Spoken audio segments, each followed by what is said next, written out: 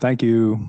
Okay, good evening, everybody. Welcome to the Town of New Canaan Town Council Town Hall Meeting Room, regular meeting for Wednesday, October 15th, 2025. We will now move to agenda item number 1, which will be our Pledge of Allegiance, roll call, and call to order. We were supposed to have a Boy Scout troop here. Unfortunately, they couldn't make it this evening. So we are very honored to have our member Luke Kaufman lead us in the Pledge of Allegiance, since this will be his last town council meeting. So if we'd all rise. Can I ask that Eric do it with me, 2 Eagle Scouts, so that we can represent the town council together? How's that sound, Eric? Pledge allegiance to the flag of the United States of America and to the republic which stands one nation under God, indivisible, with liberty and justice for all. Eric, way to close us out. Okay. So, yeah. That's meaningful. Thank you. Yeah, man. All right. So let's move forward to the roll call. Rita Bettino. Here. Tom Butterworth. Here. Janet Fons. Here. Luke Kaufman. Here. Mike Morrow. Here. Maria Norton. Here. Kimberly Norton. Here. Hillary Orman. Here. Christina Ross here. Eric Tuna. Here. Kenny Young. Here. Jennifer Zonas. Here. Excellent. Well, Thinking of amending the agenda? yes, Tom, I'll address that in 1 minute. Thank you, sir. Great. You sure you got to leave us? On. This wouldn't be the same if you were telling me something. We'll call the meeting to order. So a couple of quick points. One, we do have a few members that are unfortunately rolling off town council, and this will be their last meeting. So we would like to give them a little, proper send off. We'll do that at the end of our agenda, just so we can get things moving, get the business of the town squared away. And then with that said, so there'll be 2 amendments to the agenda that I'd like to bring forward. I'd like to make a motion, number 1, that we add to the agenda a vote on the bylaws, the perennial edited bylaws, see if we can just get a motion, and if there's any quick discussion, and then to a quick vote, and let's put that to bed. And the second one would be the issue of the clerk and the treasurer compensation. We had quite a discussion last meeting. I know there was some press coverage over it. I don't want that just kind of hanging out there from the town council standpoint. The Board of Finance, has their own duties and authorities. But as far as at least the town council, I feel it would just be the height of oddity, to put it nicely, to just not have any further kind of wrap up of that on our end. So with that said, Penny? Were you not supposed to interface with the Board of Finance? We can address that when we open that up for a motion. Okay, that's. Yeah, and that, just so you know, that box was checked, but I'll allow, Eric and Hillary can address that point. So with that said, I'll make the first motion to amend the agenda to conclude for item number, we'll do it as item number, I guess, 2. Well, do we do minutes first? We'll do minutes and then. We'll do minutes. So the new number 3 on the agenda would be a motion to approve the edited bylaws that have been provided to us. So if I could get a second. Second. Okay, and all in favor? Well, I'm sorry. There's a technical point. So what's been provided to you in the document dated October 8th is great. It's almost perfect, except there's one sentence that has to come out. So the motion would be to approve the October 8th version. What? I think we're just right now moving to amend. Oh, I'm that sorry. Agenda to add it. And And then we'll do that. the I actual thought you were jumping into it. I Okay. appreciate that, Tom. Yeah. Thank you. So all in favor of adding to the agenda this issue of the bylaw vote? All in favor, and the motion passes unanimously. Okay, and then just for an agenda item, to add agenda item number 4 would be to a vote on whether to authorize, from the town council standpoint, a COLA increase for the treasurer and the clerk. So can I get a second to that motion? Kim, thank you. All in favor?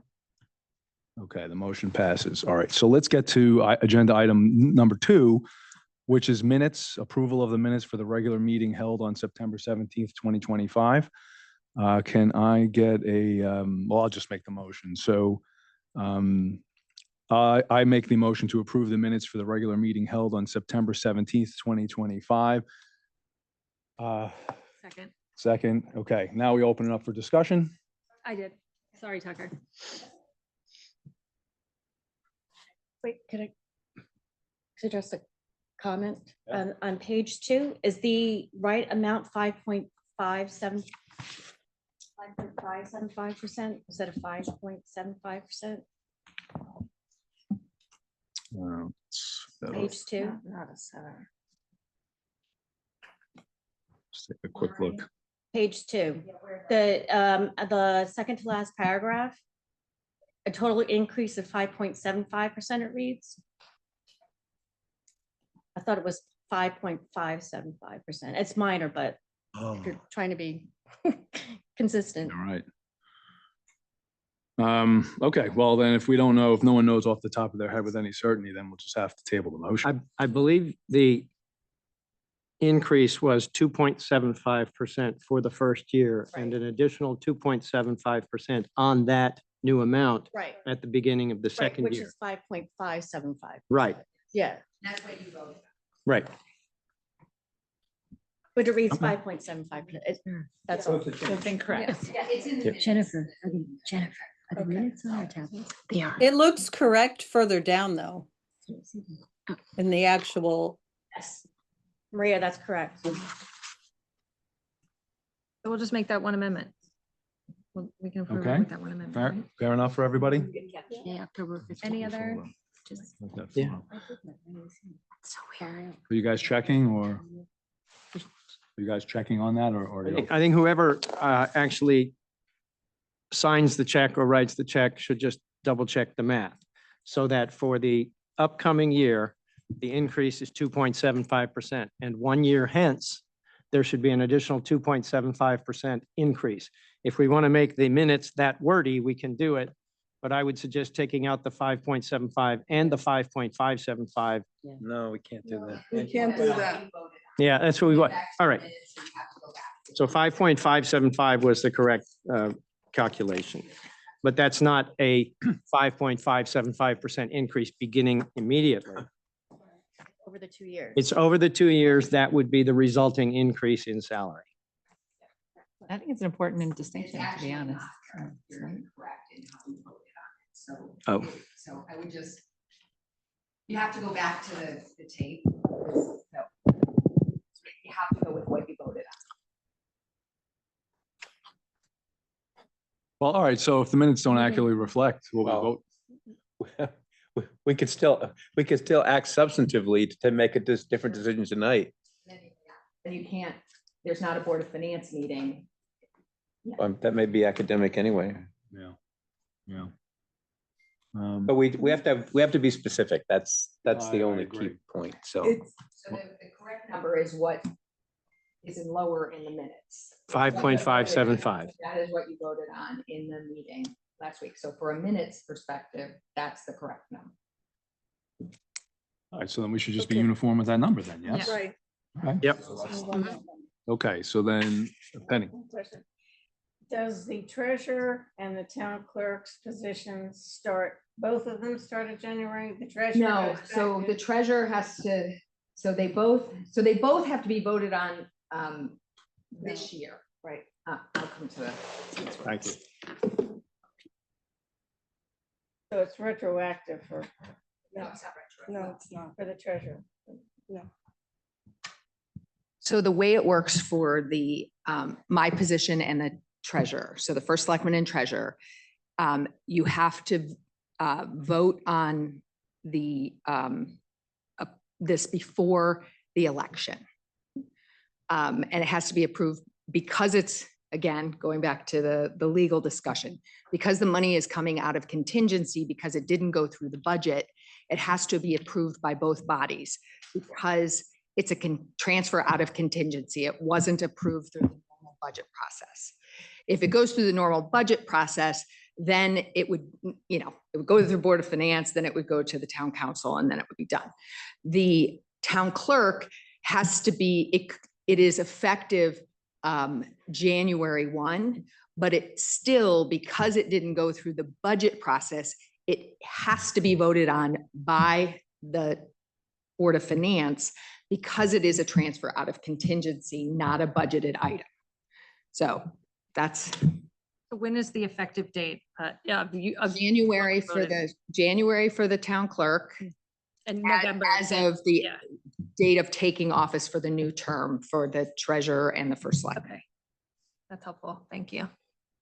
Okay, is that what we needed to approve the minutes and make sure we have the correct number? All right, okay. You want to make a motion? You can make it. I'll make it. All right, I move thanks. Number to, changes to I move 5. to approve the minutes of the regular meeting held on September 17th, 2025 as amended. As amended. We're all good with that? Sorry, Hillary, could you just repeat that?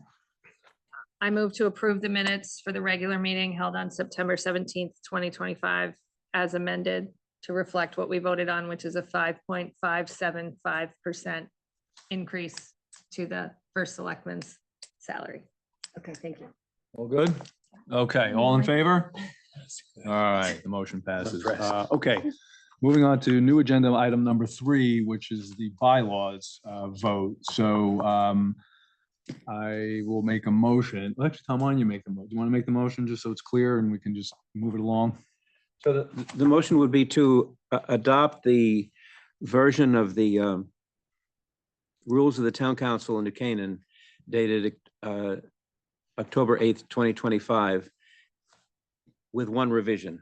That revision is Article 1, Section 4, second sentence would be deleted. That sentence reads, at any such election, no elector shall vote for more than 6 members to serve for the same term. So with that deleted, we would then have a completed version of the rules of town council. Perfect. All right, so What the reason for the deletion is? I don't remember discussing that. yeah, please go ahead. This is in the statutes, the rules of how the election process goes. It has no business on the town council because we follow the statutes. So there's no reason to put it down because it may change at any time.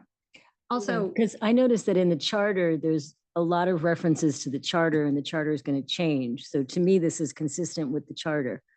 So I don't understand why we're deleting it. may I? Yes, Please, yes. Also, it's the rules that the town council has to abide by. This seems to put an onus or an obligation on the people voting, which is not necessarily appropriate for the town council rules. It makes sense that it would be in the charter because the charter applies to everyone in town and the general rules. But here, it's sort of unnecessary, Okay. just because it's imposing on them. Thank you. That makes sense? Awesome. I'm on fire tonight, man. I got my Coke. Ready to roll. Let's go. Telling you. It's the dinner of champions. Okay, anyway, so I think that's why. no, that makes sense. All right, so did everyone get that motion? Second. All Oh, I right. didn't No, make she the didn't make the motion. motion. No, Tom no, made the Tom made the motion. motion. Sorry, All right, so I'll second the motion. All right, sounds great, that motion. Okay, so now that everyone's clear on what the motion is, we're opening up for discussion. Is there any discussion on this motion to approve these bylaws according to the motion? With no discussion, all in favor? All right, the motion passes unanimously. All right. We go on to motion and agenda item number 4, which is a vote whether for the town council to authorize a COLA increase for the positions of the treasurer and secretary. So I'll make the motion. Anyone else want a second? So Christina? moved. Okay, well, we'll open up for discussion. What is the motion? The motion is for the town council to approve a COLA increase for the treasurer and secretary. In what amount? Clerk, not secretary. The COLA established by the Yes. union negotiation. Treasurer, yeah, the treasurer and the town clerk. Okay, I just Sorry. wanted to make sure there wasn't another position we No, were yeah, voting no, on. I was thinking about something Thank you, else. Mike. So is everyone clear on what that motion is? Okay, so we'll open it up for discussion. Does anyone have any discussion or make any comments or points? Yeah. Eric? Referring to the minutes from the September Town Council meeting, the Finance and Government Committee of Town Council was to speak with the Board of Finance about this very subject. I discussed this with Hillary, and then I made a telephone call to Todd Lavieri, the chairman of the Board of Finance, and had a conversation with him about their discussions and decisions. The Board of Finance did recommend an increase for the first selectman. The Board of Finance did not recommend a salary increase for either the town clerk or the town treasurer, and they have their reasons for that. My understanding is that those two salaries for those two positions are at levels that are more than satisfactory in the determination of the Board of Finance. And so the Board of Finance did not recommend a salary increase for either of those two positions. They did not discuss the salary of the town clerk. They did discuss the salary of the town treasurer. In the town council rules that we have just passed, section 10 says the council shall pass no appropriation not recommended by the Board of Finance. I wish to respect and abide by not only that rule, but also to trust the determination of our esteemed colleagues on the Board of Finance who have made their determination and sent that determination to this body. And I think we should respect that and vote accordingly. Can you tell us where that is? Section 10, Section 10, Article 1. Article 1.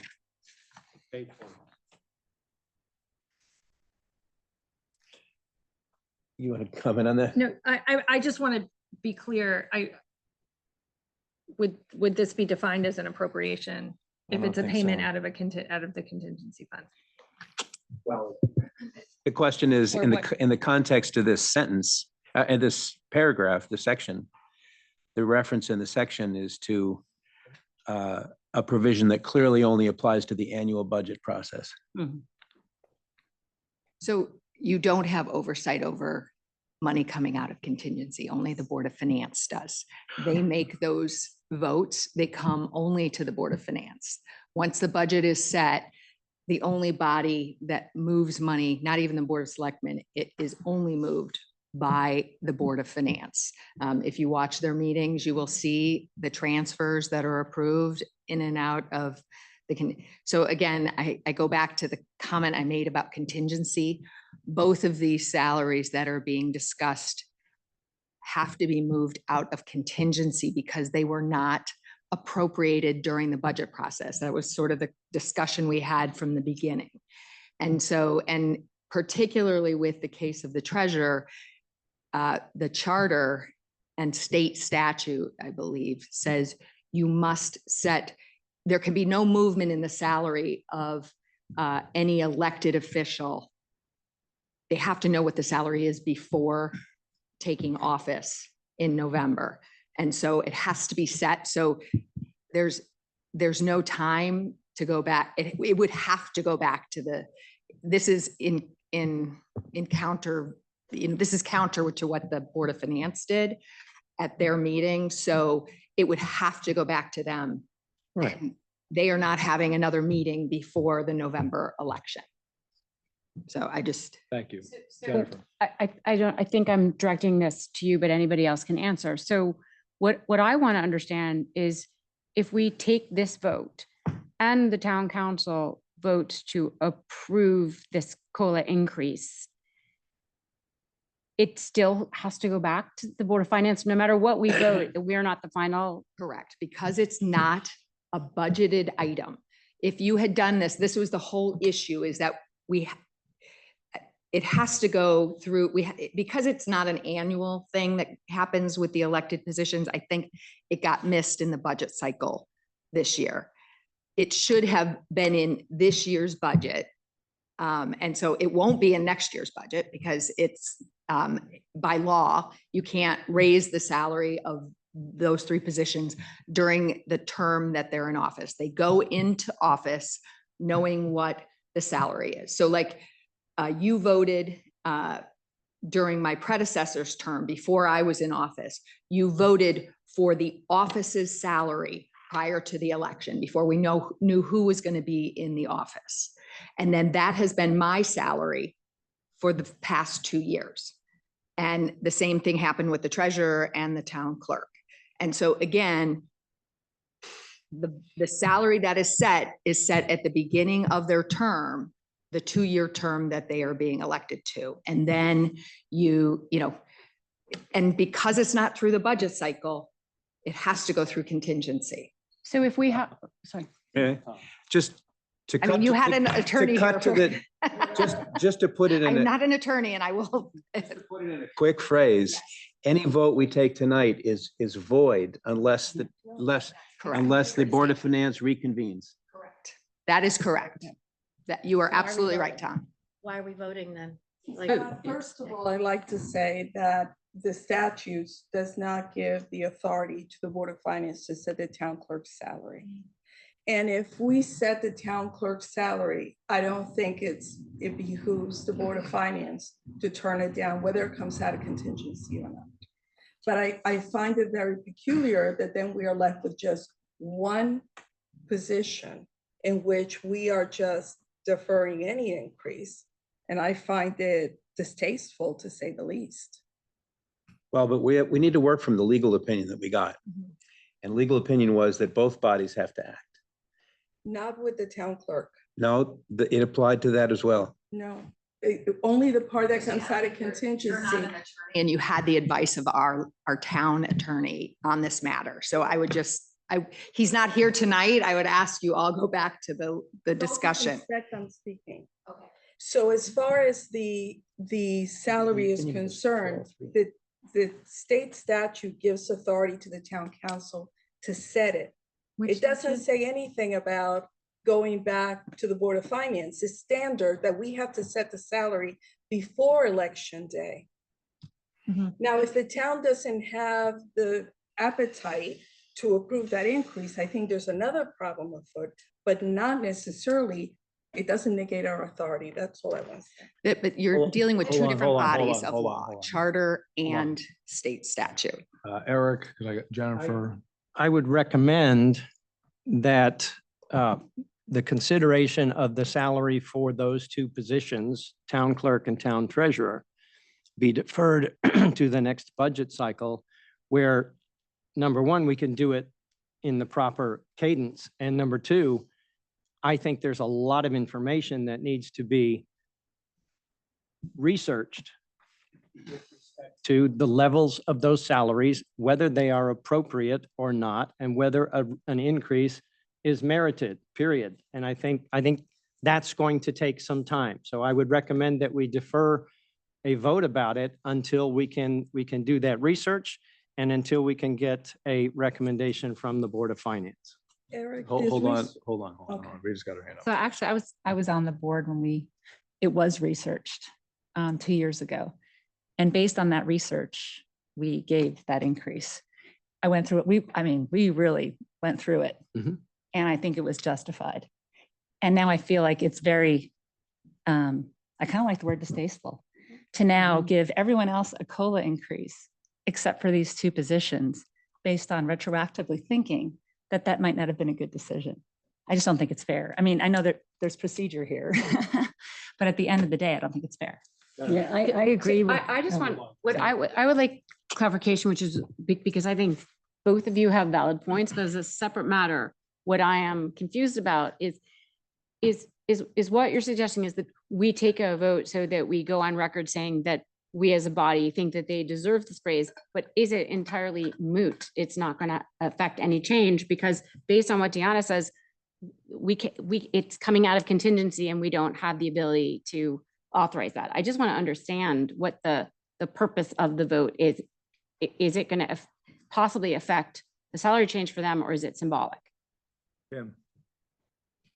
Okay, well, I mean, I'm not going to answer that, but off the top of my head, I would think the Board of Finance would have to call a special meeting to decide what they're going to vote on if we put that forward. But my sense is, I also find it distasteful. There is a residency requirement that the clerk and the treasurer have to live in New Canaan, and it's very expensive to live in New Canaan. I talked to someone recently when I was doing what I'm doing, and $15,000 to rent a house. And it's not far from town. So I think that since that residency requirement is in effect, I think it behooves us to compensate and give a increase to the people that are elected, doing a great job and have to live in the town. They can't live someplace else. And it's extremely expensive to live here. Rita, do you want to go first? Just really, I just have a question. Why was this? I'm curious as to why it wasn't part of the budget process. In fact, it's interesting, as we were going through it, I kind of, back of my head, I was thinking about that. And I should have said something. I'm just curious why it was missed. I think it was just missed. I think because it's not an annual, so like you can't, I mean, I hear Eric's comment about taking it up in this next budget cycle. Unfortunately, you can't by law. Not create a next cycle. retroactive payment. Right. And it can't, and you can't, it has to be We have to do it in next 2 year. years. It has to be in 2 years. And there was an executive session by the Board of Finance. And I think they took it off the agenda by request. So, you know, I don't know what else to say about that. Can I say All right, something Hillary, quickly? please. I'm just trying to boil this down to like what we're required to do, what we're allowed to do, what our authority is. And I'm looking at this purely from the perspective of the two offices and what we can do. I hear all the saying, you know, we could vote on it and it's somewhat symbolic because if the Board of Finance doesn't meet before, I mean, I guess, For the is election. the election, what's the effective date of the election? Is it It's November- November 4th or is it October 20th when people start voting? Like The the 4th, final. so yeah, it's the election 4th. day. Yeah. I think that I do kind of think that any question about where their salary is set kind of doesn't matter right now because that's a budget question that we can address and we probably should address maybe in 2 years, but that might be the appropriate place to do it, which I don't think is tied to a COLA increase, which is based on inflation and cost of living and that sort of thing. So there's two things we could do. We're not limited to doing just one. We could signal to the Board of Finance right now that we think that everyone should get a COLA increase on their salary that's elected, that we have some control over. And then say, and in 2 years, we will revisit this. And that the upshot or the downshot of that might be that those salaries get reduced because we think, you know, that there is a certain amount of time that needs to be spent being treasurer or anything. That I don't think that this is the place for that discussion. The salary is what it is. And the only question in my mind is whether in 2 years, you know, everyone's entitled to a COLA increase or not. And, you know, I think people sign leases or make arrangements based on what their salary is at the time and what they could expect any increases might be. So that's just my thoughts. I'm just trying to like distill it down to Piece of like, information. I just wanted to make sure it was okay if I said, Yeah. There was a request by the treasurer to remove the executive session to discuss it okay. at the Board of Finance meeting. That's all I'll say. Oh, last night was the executive session. Okay. Okay. So I just, Well, Did he did they- participate in the executive session? he was invited to participate. He wanted it removed. Okay. so they made a decision though? They didn't talk about it because it was asked to be removed by the treasurer. Oh, so we're Got it. talking about inaction by the Board of Finance Correct, at the with the request. treasurer. At the request of the treasurer. It was an executive session, which is not public, right? Correct. Okay, well, But the point is they did, Have it in public or private and he was notified like that's right. And he asked for the item to be removed. so they didn't act. So that's the same thing as saying no. You didn't finish that last word. All right, Maria, because we gotta get to an end point here, guys. So Maria, go ahead. Just quickly, I agree. I think it's unfair to not, this is a cost of living increase, not the bump that we did in the past. So I think we kind of should act. The town rules say that, just to mince words, we fix the amount, but it's always going to be the Board of Finance, I think, that does the appropriation. And I think if they didn't do it officially, I just, like I said the last time, their lack of action doesn't mean I think they should vote on it, whether they're gonna do something or not. I don't think a lack of a vote means they don't recommend. So, I mean, I think we should just still take a vote. I would agree with that. I would just say, Maria, there was the opportunity to have that, and it was requested by the treasurer not to have that item discussed. Is there, I mean, do we know why? That's, But it's up to us whether we want to send that message, you know. Yeah, I think that's, thanks for telling us that and adding to it, but I don't think that's relevant to our vote right now. Can I just add one more thing too? Yes, go And ahead. I understand there may be process. Again, I'm also just thinking about, fairness and how this looks, and the Board of Finance is not an elected body, and we are. And I also think, again, I know it's just optics, but I feel like we should make a statement one way or the other. I'd like to just add something. All right, We- Christina, hold on, Christina, Janet, and then. That's it. We just approved at the past meeting an increase for the first selectman's salary that didn't seem to have a problem being approved and being taken from contingency after the budget process was done. So here we are with two other positions, that one of which the town treasurer, which was again missed during the budget process, and not having had a vote from the Board of Finance sends totally the wrong message. And I think it's our obligation, especially by statute for the town clerk's position, to vote on a yay or a nay on an increase to the salary. And we're only talking about COLA. We're not talking about an increase beyond that. Okay, Janet? It just bothers me that this wasn't discussed in public by the Board of Finance. I mean, to have just one position discussed, not the other two, I think is wrong.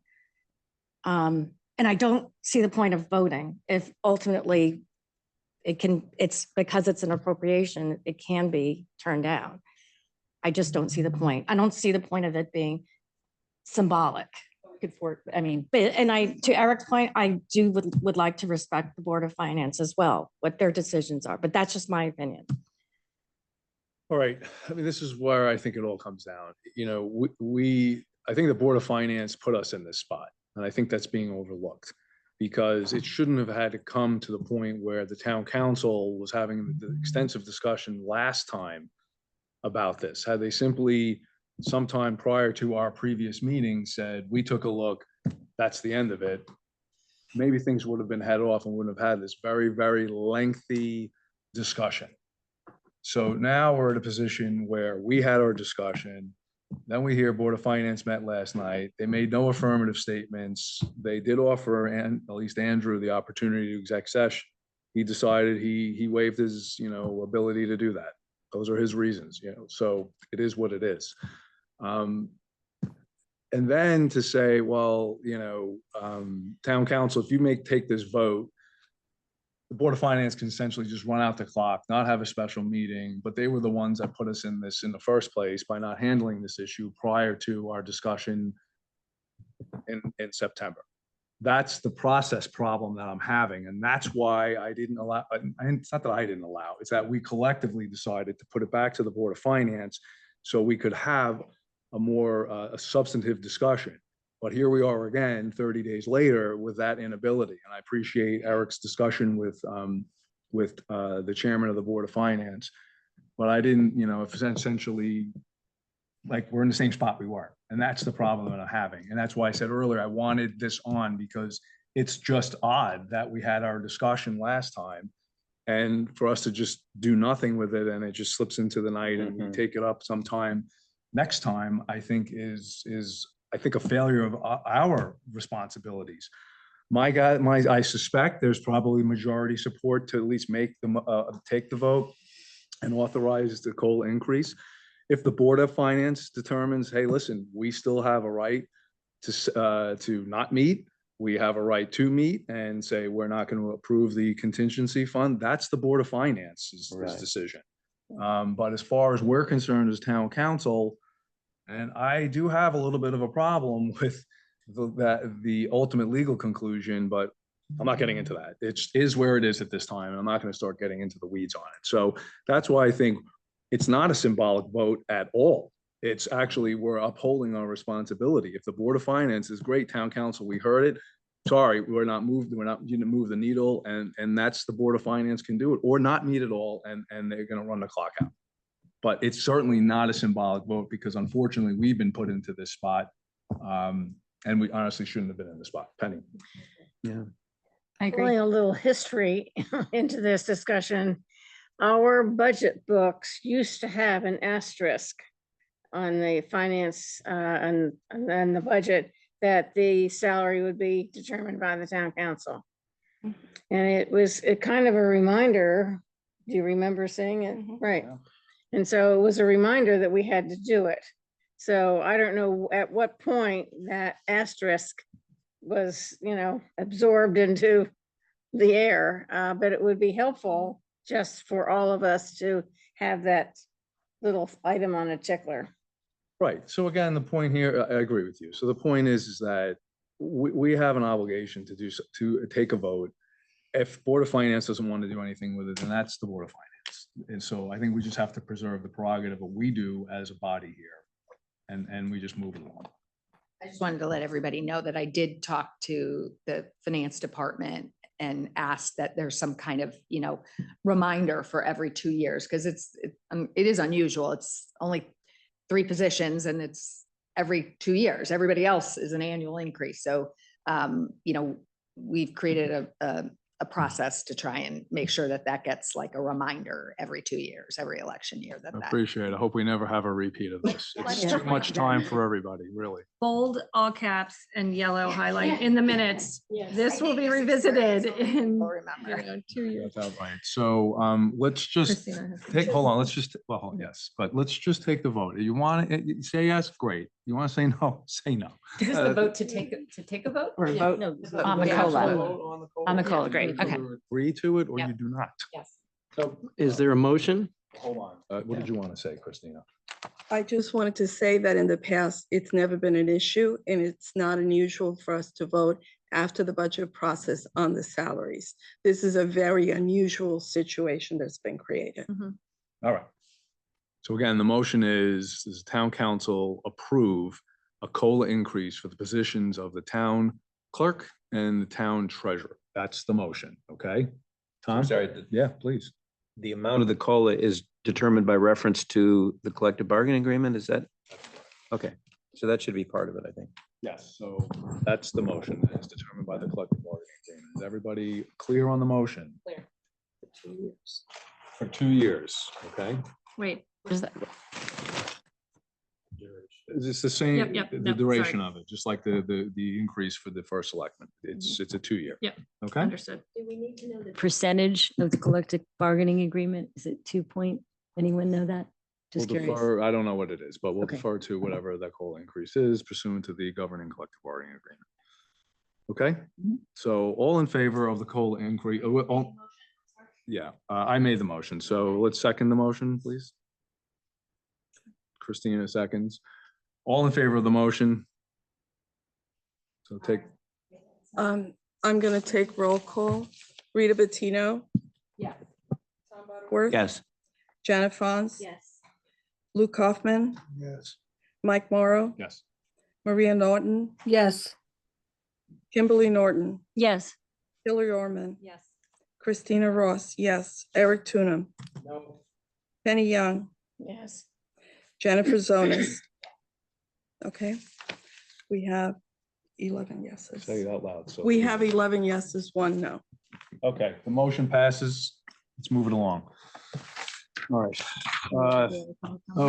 Public comments. Is there anyone in the audience or in TV land that wants to make them, wants to give a public comment? No? Okay.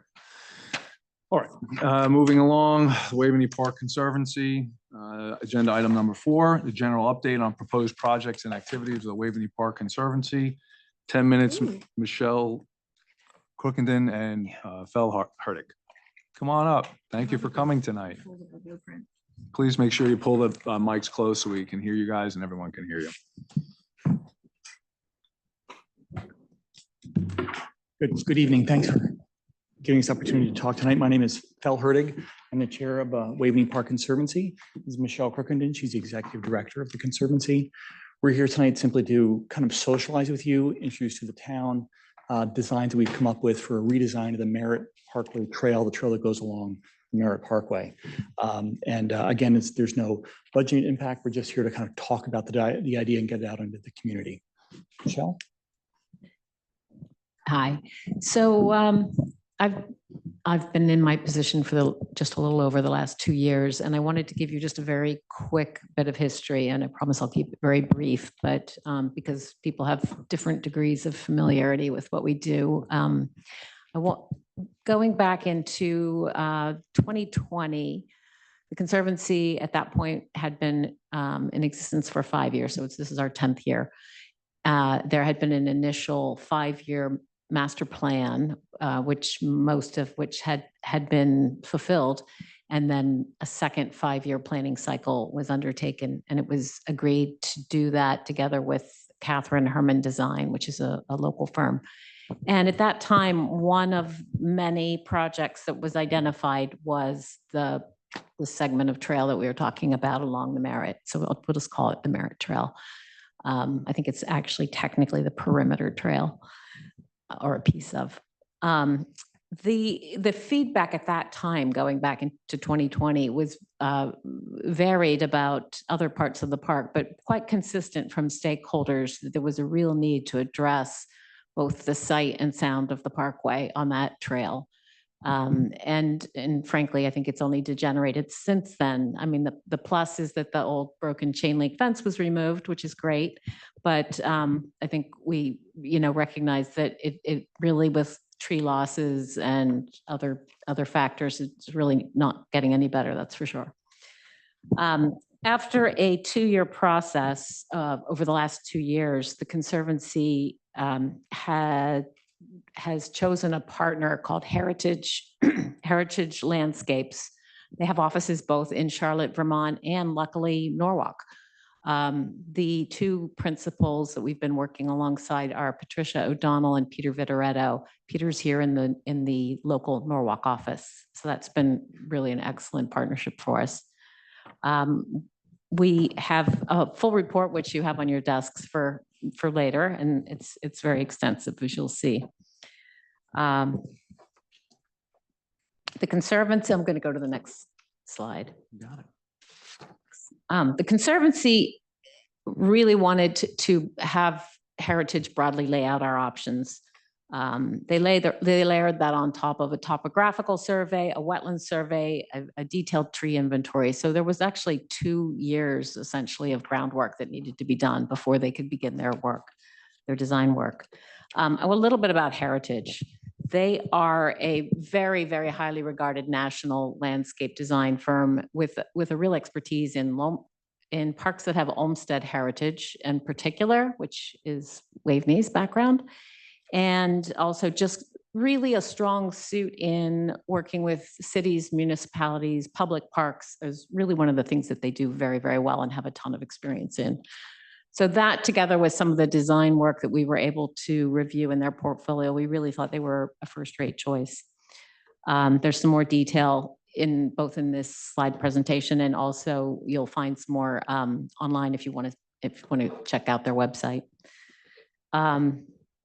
Peter, again, Vitoretto, he would have ordinarily attended tonight to be available for questions and any details, but given the short time and the fact that he's out of town, we'll have to defer that for another meeting if interested. The goals that we laid out with Heritage were to fundamentally remediate the sight and sound of the parkway. And that, to be clear, is not to eliminate, but to, noticeably reduce the impact, to enhance the overall experience, enrich it with other viewscapes, an eye towards keeping the maintenance light or as easy as possible for the town, and to be cost effective. The firm Heritage conducted a very deep review of Olmsted history in the park, and there's the whole chapter that you'll find in that report, which really covers that in great detail. It's really interesting, actually, to learn about the Olmsted history of the park as it affects that area, and also their sort of design ethos. Together with their help, have identified a toolkit of possible remediation techniques, and Fel will cover those in a little bit.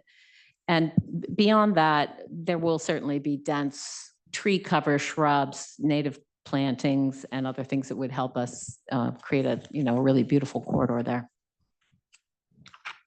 So here we've got a picture. We've got a few aerial shots here of some of the research that Heritage did.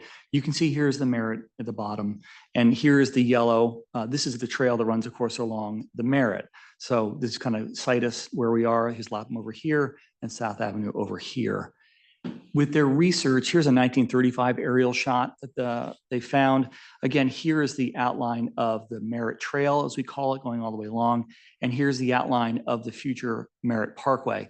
What's interesting here is that the trail's not there. It's not part of the original Olmsted Brothers design. It didn't exist at that time. What was there were open fields, no woods, nothing really until obviously the parkway came into effect. The best we can tell is that the trail was actually developed as an access route when they were putting in the Merritt Parkway, but that might not even be the case. We're kind of speculating. Go to 1951 aerial, you can see that the Merritt is here. Again, here's the outline of the trail. The trail may or may not be there. We can't tell because of the tree cover. It's a little difficult to figure that out. But at this point, the Olmsted Brothers have been re-engaged. They've come out to do suggestions on to allow the woodland to come back in, try to mitigate the impact of the parkway on the estate. Even you can't see them, they built some berms here to try to mitigate some of those high impact areas where the sound was just flowing right up the hill from the parkway to the estate. Heritage Landscapes, as Michelle said, did a pretty deep dive. They really went through to say, what are the current conditions? These lines here that you see, these are this is the decibel level impact you get along the trail. This is the worst section here where you hear the most noise. Thankfully, that's a short section right over near Lapham Road. This is the biggest area here where you have some large impact of volume. And also these orange cones are showing where you have, unfortunately, a really lovely view of the parkway from the trail, which we'd love to do something about. So this section really is highly impacted by the Merritt Parkway. So how do we propose to mitigate this?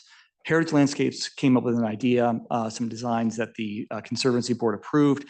And what they basically said is, let's extend some of the berming that the Olmsted Brothers put in place back in the 30s or 40s.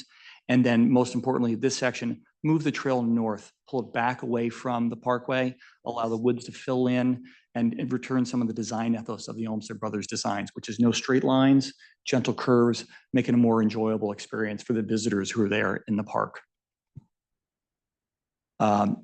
These are some of the designs that the Heritage did. If you look over here on the left-hand side, here's the extension of the berms, the filling in of the tree line to get rid of the existing trail when that's appropriate, extending the berms here, and then going over the two sections here I'll cover in a separate slide. This part of the trail we're looking at right here, this is with your back to Lapham, you're walking east, so the parkway is just over the ridge. This is actually one of the original berms that was put in place by the Olmsted Brothers. I always thought that was just a natural landscape feature. I didn't know that was man-made. It was there for a purpose to get rid of some of that sound coming up the hill. They are suggesting we extend those on both sides, on this side and over here, and make it really kind of isolate the trail from the parkway. If you go further along, this is a little harder to read. This is the trail that comes right down the middle of the park from Genium and Anderson Pond. If you turn right, you come up to this section of trail that's very close to the Merritt. It's kind of our least favorite design option, but in this section, we're recommending we put in a wooden fence. We would normally suggest something else, but you're very restricted. You have the right of way for the parkway on one side, you have wetlands on the other. So it's a very small envelope to work with. But we would suggest we put in plantings there to soften that. So people aren't looking at a wooden wall. You're looking at something that's more attractive as a walking and visiting experience. And then the last section, which is down near the on and off ramp on the Merritt, is putting in, right here, you can see right onto the highway, is putting in a common Olmsted Brothers landscape design technique, which is a layback wall. So it's stone on one side and it's an earthen berm on the other. Again, maybe 4 to 4.5 feet high that would shield the people from all the noise that's coming through from the highway. And lastly, this is really it's a big project, obviously. So we would suggest we break it up over several years. Stage 1 would be this one section where we really dramatically move the trail inland away from the parkway and extend the berms. And then we have later stages depending on funding and town support to go through on later stages. We think this is transformational, not just for the trail, but also for the park. If you think back, these berms were put in when there was no trail along the parkway. They were just trying to protect the house and the estate from the noise of the road that was put in. If you're extending these berms, putting in a wooden wall that will shield and putting a layback wall, you're actually protecting some of that sound impact up through the park, through the woods and into the meadows south of the house. So it's not just the visitor experience along the park, it's parkway, it's also throughout the park that it has benefits. And so to wrap up, Michelle's going to talk about development funding. Yeah, you bet. And just to add a little coda to what Fel said, really any project that the Conservancy undertakes, we try to take the longest possible view. We have the advantage. That's really what we're required to do. And I think what we imagine is this is going to put the park in good stead for at least 50 years. Really nothing has happened for 90. So it's time in that particular area. The thought here is, as Fel said, is stage this over time.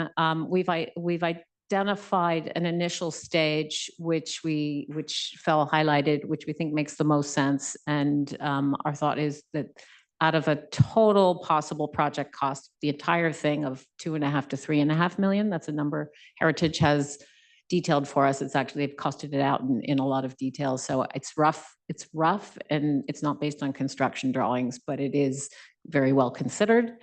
So the initial piece of that could be about $1 million to $1.5 million, subject to a little bit more investigation.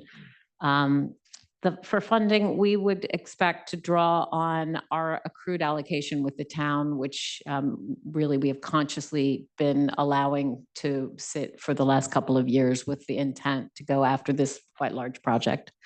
I believe there's not an exact accounting, but I think last I heard it's around 750,000 that we currently have on reserve with the town from previous years' allocations. We would undertake, obviously, a capital campaign of our own in order to match any town funding, and we would pursue any potential grant opportunities. And we do have some current reserves as we've been building up over the last couple of years as well, of our own. And we would propose that this be done in the fashion that we have with other town joint projects, which would be a 1-to-1 match, as we did like with the service entrance, for example, and some of the other smaller projects in the forecourt. But we always cover, we have typically covered the design piece, and I imagine we would be able to front the construction drawings, for example, before the town budget cycle. Timing on this, it would be, we're now in this socialization feedback time for the rest of the fall and into early spring. Once this has been introduced to all the town bodies, Parks and Rec has seen our plan. And last night we met with Board of Finance, now you, and then next week, Board of Selectmen. So at that point, I think it will be well understood. There'll be good opportunities for discussion, Q&A, and also begin introducing the concept to residents to get resident sort of input and understanding. The Merritt Parkway Conservancy is also an interested stakeholder, and we have met with them, and they really like this plan. They think it will work well with their desires as well. Starting next year, we would be discussing with the town through your normal budget cycle, what could happen in the 27 year. And our own capital campaign would begin. Later in 2026, we would be doing more communications, probably developing first phase construction drawings and, moving towards actual implementation. And then the final costing would help us determine budgeting for the following spring. So we'd really be looking at work commencing in the spring or early summer of 27. Did I miss anything? Good. No, I think that's it. So. Excellent presentation. Wow. You have something? I just have a quick question with respect to timing. If you break ground in late spring, early summer, will there be some trail available for people who want to use it while you're doing that sort of inset and then through further stages, so that use wouldn't be disrupted necessarily? The Heritage Landscape suggested that we would keep that trail open while we developed the trails. We redid it within the inside, and then at the appropriate time, that would be filled, and they wouldn't want to leave that as an existing trail. Okay. I just would like to understand a little bit more about what the state is doing on the Merritt Parkway, and if the trail that we are rebuilding is going to be within the Waveney Park, or if it's going to encroach or affect in any way the setback from the Merritt Parkway. It wouldn't. It's well within our land. I mean, we've been very careful about what the setbacks, I guess, are with the parkway, and we're well within our own property. Will there be a fence protecting animals or anybody from going into the Merritt Parkway? I know that it's been removed, the one that was there. Only in the potential area where as Phil said, there was probably be a solid type fence, and the other rest would be the stone walls, which is essentially work as a sort of barrier, could be surmounted. I mean, if they're only 4 feet, a deer could still approach that. Jennifer. You guys. So I've been through 2 budget cycles, and I think the first year, there was the line I think it, and please correct me, I can't remember on the spot, was it like $300,000 a year? And then it seemed like last year coming out from Board of Finance that they had asked to withhold or delay that until you were ready, shovel ready to break ground. So I just want to understand, so in the funding, we would ask to draw upon the town's previously committed allocation. Does that mean once you're, at what point does that mean you're referring to the $300,000 comes back in a yearly allocation? So there may be some lack of clarity on both sides on this. And I'm sorry throwing out numbers. and So trying to be I correct. believe we actually had 3 budget cycles of 300,000 being allocated that we didn't fully draw down. Quite a bit of it was allowed to remain. And then last year, as you said, the budgeting was done differently, bonding was done differently, and so there was no explicit allocation. So we wouldn't be talking about anything related to the last budget cycle. And then going forward, it is, whatever the town decides to allocate towards this project. But we could envision that it would be using up those reserves, depending on the cost, at least at first stage, as well as potentially asking for additional allocation, where we, of course, would be matching those funds. Okay, thank you.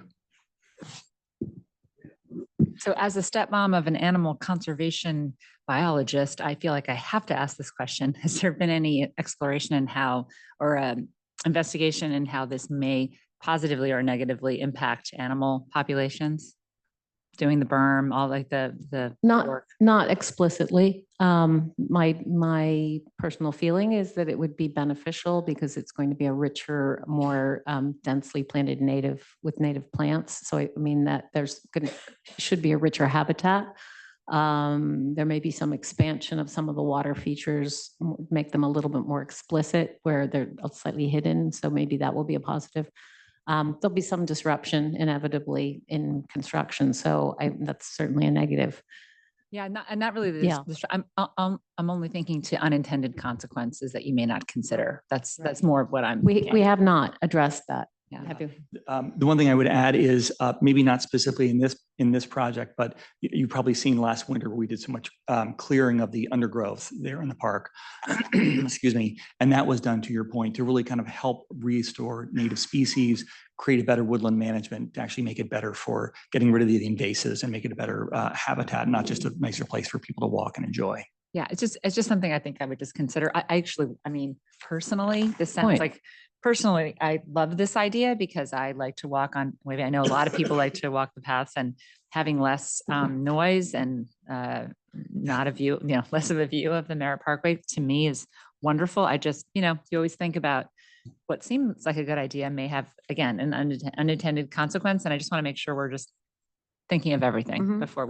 before we proceed. That's a very good point. I have a question. Yeah, I really like the plan, so thank you for bringing it forward. I just have a question about the property line. So have you done a survey to know like exactly where the park ends and who owns the Merritt Parkway? Is that the state or is that the Merritt Park Conservancy? Or because you're on that edge, and I just want to know a little bit about how that's worked out. Yeah, I think we've had Peter Vitoretto from Heritage, their team specifically made sure we knew right where the property lines were. So we were not impinging upon that right of way or that actual hard legal line, to make sure we're staying within the park boundary with the entire plan that we've laid out today. So we do know where that dividing line is. And it's state-owned, the parkway itself, and the Merritt Parkway Conservancy is really just an advocacy organization. They actually aren't even funded to do projects. They really just advocate for things, or, protect the view sheds of the Merritt Parkway. Right, that's what I thought. Yeah, no, I've gotten comments from residents that in the winter, you can really see people walking on the trail, and some people are concerned of their safety. So I think this is a great addition. It will kind of also add a safety measure. I mean, that when people are walking, they won't be able to be seen. Is that like if you're on the Merritt and you're driving by, is that kind of the goal? I mean, you're going to mitigate sound, but it's also, are people going to be able to see people walking on the trails? I think maybe an exceptionally tall person. I mean, I think it works both ways. I mean, I think once you create a visual barrier, and the parkway is a bit, in most parts, a bit sunken relative to the elevation of the trail. So I'm guessing they might actually benefit more in the sense of not seeing people walking. But I'm just curious, yeah. how tall are the berms? Like how high are they? 4 to 5 feet, roughly. How much? 4 to 5 feet. And will there be trees planted on them, or is it just? Not necessarily at the peak, but along. So there should be tree and shrub cover as well. And, dense, a lot of evergreen, as much year-round protection as feasible. And The average height of, if you're on the Merritt and you're looking at all this work, what is the average height of all the work that you'd be doing? It depends on kind of where the trail is located in terms of the topography, is if it's above the parkway or if it's level to the property. So I think unfortunately it's hard to answer because it really depends on where you are along the trail. Excuse me. I would add to what Michelle was saying a minute ago in talking informally with Merritt Parkway Conservancy. They were kind of joking that we don't want to see you and you don't want to see us. So we don't want to be able to see the cars. And at the same time, their mission really is to make sure that if they're on the parkway, the cars can't see anybody interior. They would use examples, unfortunately, of what occurred over many years in Norwalk and Fairfield, where they're saying that greenway was really kind of disturbed and really wish it was still encapsulated in just a green space to go through and not seeing people walking along the trail. So they would also see that as a plus. I see. Thank you.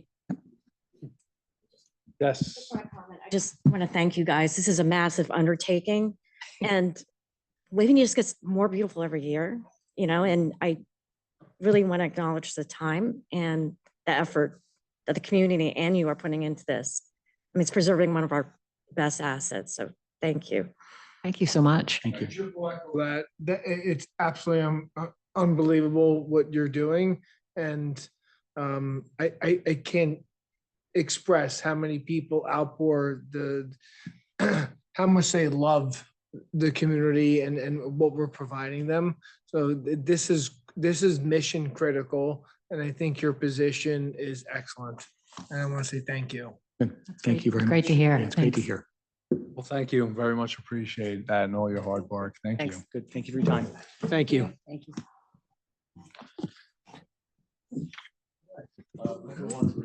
Item number, I don't know what it is. Whatever, Number seven. Seven. Okay, 7, review and possible approval of the establishment of a charter review commission. It's scheduled for 20 minutes. We'll have it. I think just to frame it up real quick. So we've been having this discussion now our last few sessions. So I think, and I guess obviously with all your input, perhaps we move forward with a vote to establish the Charter Review Commission. And then I think we can maybe have just a discussion about kind of how we envision it. But I think we do need to decide tonight how many people we're populating. I think that's going to determine, obviously, populating the commission, which we have to do in very, very short order and have the members appointed by our next meeting in November. So why don't, unless someone thinks that's wrong, but why don't we just, in terms of the procedure here, why don't we just go on ahead and take this vote to establish it and trigger our 30-day period? And then we can kind of just have a targeted and focused discussion, generally speaking, about charter review. And I think how we all kind of envisioned it, how we wanted to move along, and kind of a certain, its endpoint and some benchmarks. I think if you're all okay with that, maybe we just proceed that way. Yeah. Do we have a motion on the table or are we? I mean, I can make a quick motion to just, or Penny, why don't you make the motion? I've been making them all tonight. I'll move that we establish a fire commission. Okay. Second that. All right. All in favor of the Charter Revision Commission. Isn't it charter review? No, it's charter revision. Oh, okay. Regis statute. Charter Revision. Okay, Committee. so all in, You're right up that Christina did, it says charter review. It also says committee. It's Charter Revision Commission. I believe is the correct name. Okay. Correct? Thank you. Yep. Vision, okay. So all in favor of the motion to establish the Charter Revision Commission? Okay. I like that it rhymes. Yeah. What was it last time? Okay, so all in favor? Motion passes unanimously. Okay, so the 30-day period is now in effect. 8/11/28. Yes, exactly. All right, so Christina had forwarded around, I think, a very helpful couple of page document just to help us start thinking about some important considerations for this commission. And as I said a moment ago, I think, and unless I'm wrong or anyone else has a better idea, quite honestly, I think we need to decide, the very first thing would be how many members should be on this commission. And I think after that, we can start talking, because that's the most pressing issue, right? Is to get through the selection process and then get these people appointed by November 15th, or whatever our next meeting is in November. 30 days is November 14th. That's a Friday. So in that case, so why don't we talk about the amount of people we should put on this commission? Penny, how many were on last time? We started off with 10, but one person had to hop off due to health reasons. So it was a working 9-person commission. And for most of the work, it was segregated into subcommittees who would take a topic and research the up one side and down the other of that issue. I could see where 11 would also work, but no more than that, because unmanageable to, that number of people, 11. Yeah. Since it's a bare majority, doesn't it have to be an odd number? I was thinking 11. I was thinking 11 is a good number. Definitely, we're all in agreement. Odd number. I also agree. I think doing the max of whatever it is, 15 is too much, becomes unwieldy. I don't think, but I also think some lower, number, anything, south of, a 7 number, I also don't think would give us enough capture of the, kind of the different demographics we want. The other thing also we do need to consider is having 2 alternates.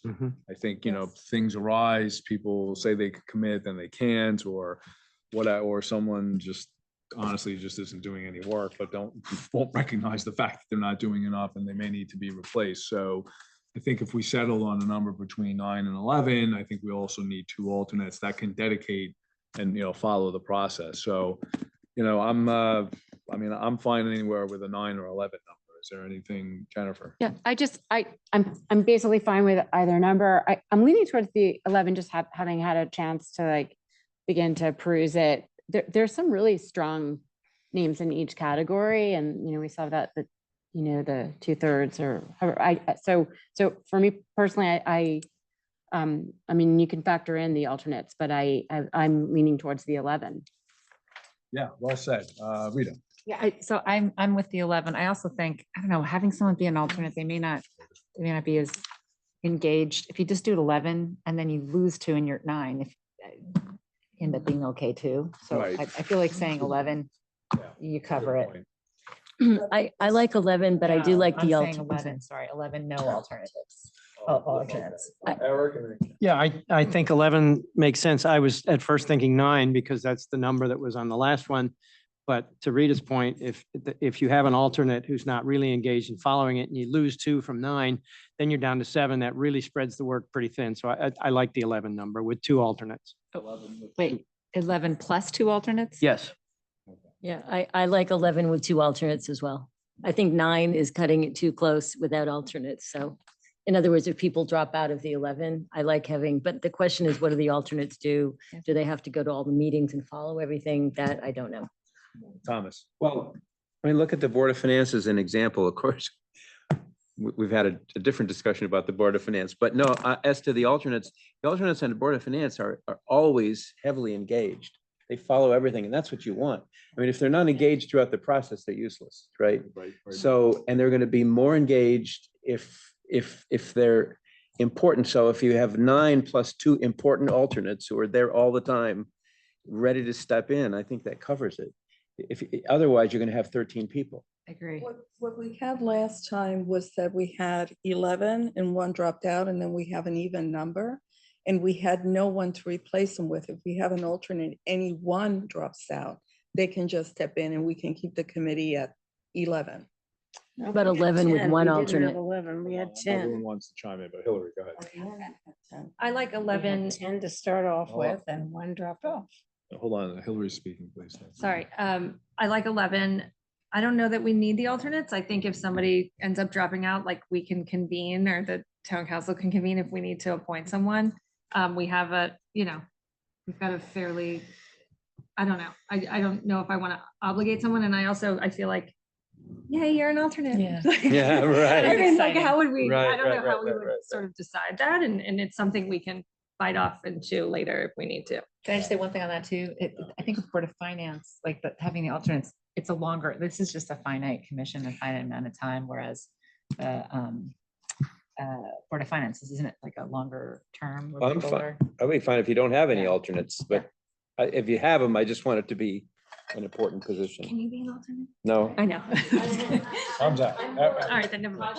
I like at least 1 alternate as a compromise so that we don't have to reconvene. So 11 plus 1 alternate. I just think if someone drops out going down to I just think it's better to have that kind of insurance in air and a spare.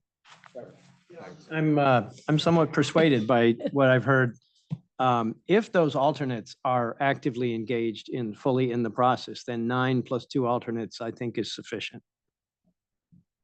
If they're not actively engaged, you want 11 people actively engaged. Yeah, yes. Just because I'm a math person Yeah. and there are percentage requirements, you can't have 1 alternate because it could throw off the percentages of the minority or majority voting. So if you do decide to do alternates, you're gonna need 2 because it depends on who drops off. Comments on the numbers on this side? I like the 11 too. 11 with no alternates or 11 with 2? no alternates. Because to your point, to Rita's point, it's enough. But what And happens if if, sorry. We meet No, every just month. saying that, you know, if someone drops out, you're still gonna be fine with 9. It solves the problem of what you had before. If you have 11 and you don't call anybody an alternate, everyone's doing the work. But then if someone has to drop off, you have that, you'll get to that 9 that you need. Yeah. I just think, Get to 10. I just Yeah. think then the bare majority changes. If someone drops off, depending on their party, then you're not gonna be at the bare majority. You're gonna be at, depending on the party of the person that drops out. So I like having the 2 alternates as But you can- an then you can assurance appoint to keep somebody the bare else, right? I majority. mean, Right? Anyone else want to say anything here? I go for 11 plus 2 alternates. I can live with that. Great, so there's no consensus on that. I mean, the way I just had anticipated it would be a good idea to have alternates, but there's great points here. You know, if you're an alternate, you have to say to the alternate, you have to be involved every step of the way, or else it would be kind of useless. But then who wants to be involved with that? Like, it's like some Yeah, I think superfluous thing, exactly. that, you know, waiting in the wings, and you never tap mean, me. They might like it because they don't have to do any work. Yeah, but they do. They But get all the do. information. They just have to show up and not do anything. Well, it's a huge No. commitment then and that's there's not- almost no payoff and it's, I don't know, I just feel like we convene every month. It's not like, you know, the world is gonna end and collapse because for a minute we might be off balance slightly. If we endeavor to, you know, appoint somebody from the same or similar party so that we regain that balance at some point in that 4 weeks, you know, then I think we'd be okay. And we have people who have volunteered that Right. would hopefully want to do it. Please. I would just make the observation that sort of has been made earlier. On the Board of Finance, the alternates serve a very distinct purpose because they have to vote. And, you know, so that is their purpose. If they don't have a quorum, they need to fill a role. I would probably agree that you don't really need alternates on this commission. You just need a commission that's seated to an adequate degree so that enough people are there regularly, because they're not making votes. And that's truly the reason for alternates, is when you're voting, you are the voting body that decides if you want to put that forward to the electorate to vote on. They're just making recommendations to you. Well, it's a pretty important recommendation. Yeah, exactly. It's a very important. I think it's a little bit different than what Hillary said. And Hillary, I understand your point, but this is a time limited, like hugely important thing that we're doing. It's not like we meet once a month and if someone's not there, I don't think it's a big deal. But in this situation, I think depending on the party or the person that drops out, we want to keep that bare majority. It could be any party that drops out. Keep that balance throughout the process. All right, it maybe just makes sense to have 11, and if, you know, you have 1 or 2 drop off, we're still, you know, good company. And to Hillary's point, if it's 1 drops off and we're at 10, we can get somebody, up and running quite quickly. Right. Maybe that's just the best way. So we're building in a little bit of, we may lose 1 or 2 people, but this way everyone is engaged the entire time. So maybe that's the best way to do this. So I agree. Simple, straightforward. there's Going 11. once, going twice, 11. Jennifer? I would move to. All right, hold on. I move to. You can double sip, double it. I move to establish the number of commission members that we appoint at great haste to add 11. A second. Yes. All in favor? All right, there we go. So we're going to put 11 on. Okay, motion passes. Up to 11. Okay, so with that said, you know, we've received resumes and some nice interests. So we have to sift through and very quickly. So this is, you know, top priority. I know we all have a million things going on in our personal lives, careers, families, and a million other things. But, you know, look, we signed up for this. You know, we have to move, as Hillary just said, with great haste.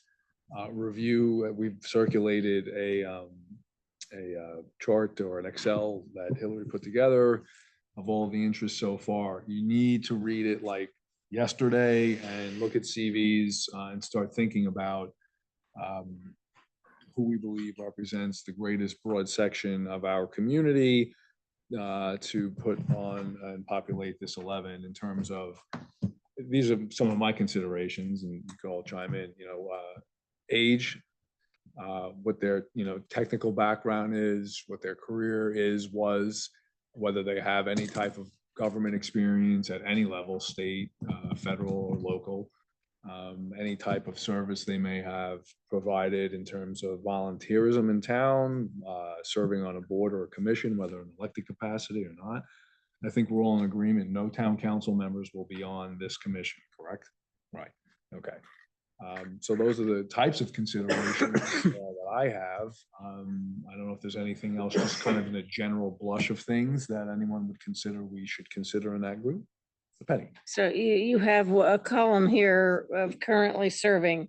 So are we saying that people who are currently serving on boards or commissions are not eligible? No, that's just because this, we're not permitted, as far as I understand it, to have more than 1/3 of the membership of the commission currently serving in an elected or appointed office. So that's just to track that percentage as you're sort of, doing your Jenga with everybody. I'm just curious, what's the reason that no one on the town council serving? I missed that. Because we're going to vote on it. I think we need to be a step away from the process and let that process play out with, I think we're going to have a fantastic 11 person populated commission.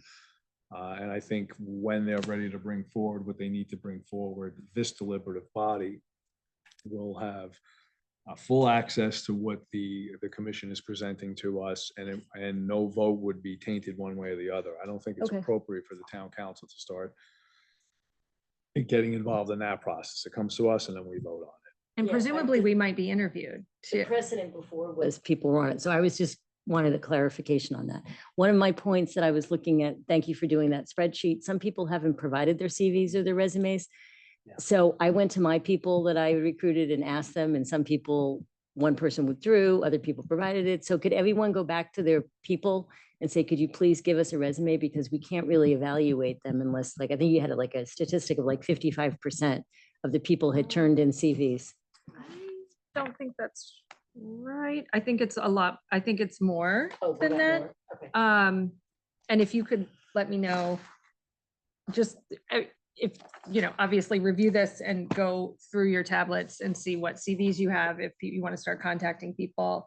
But yes, if to the extent we haven't received it from anybody, then I think that needs to be. Yeah, because if they're not going to hand it in, is that our criteria? You have to hand in a CV, because if they're not giving it in and we're on a time clock now, what is the time clock that they have to give it to us so that we can get moving? That's my, I don't know what. So, and I don't mean to, because in general, I want to read all the CVs, but just for workload and incoming. And I know it's then tricky to make categories, but some seem like quite obvious. Like, so I thought I saw Russ Kimes' name, or are there some categories where we don't need them probably? Or how do you feel about that? I don't know. I mean, I don't know if that's Russ Kimes. I just Junior. singled him I don't- out. I'm saying there's. I mean, I would like to see all the resumes. I think everyone's held to the same standard, like, why Not a should good one sign if person? you can't get that Yeah, done. if you can't get a resume, then how are you going to do on the charter review committee? Revision, sorry, commission, revision commission, CRC. Revision Commission. Yeah, we got to repeat it 3 times. Does the commission appoint their own chair, or do we appoint the chair? They appoint their own chair. Okay. Yes.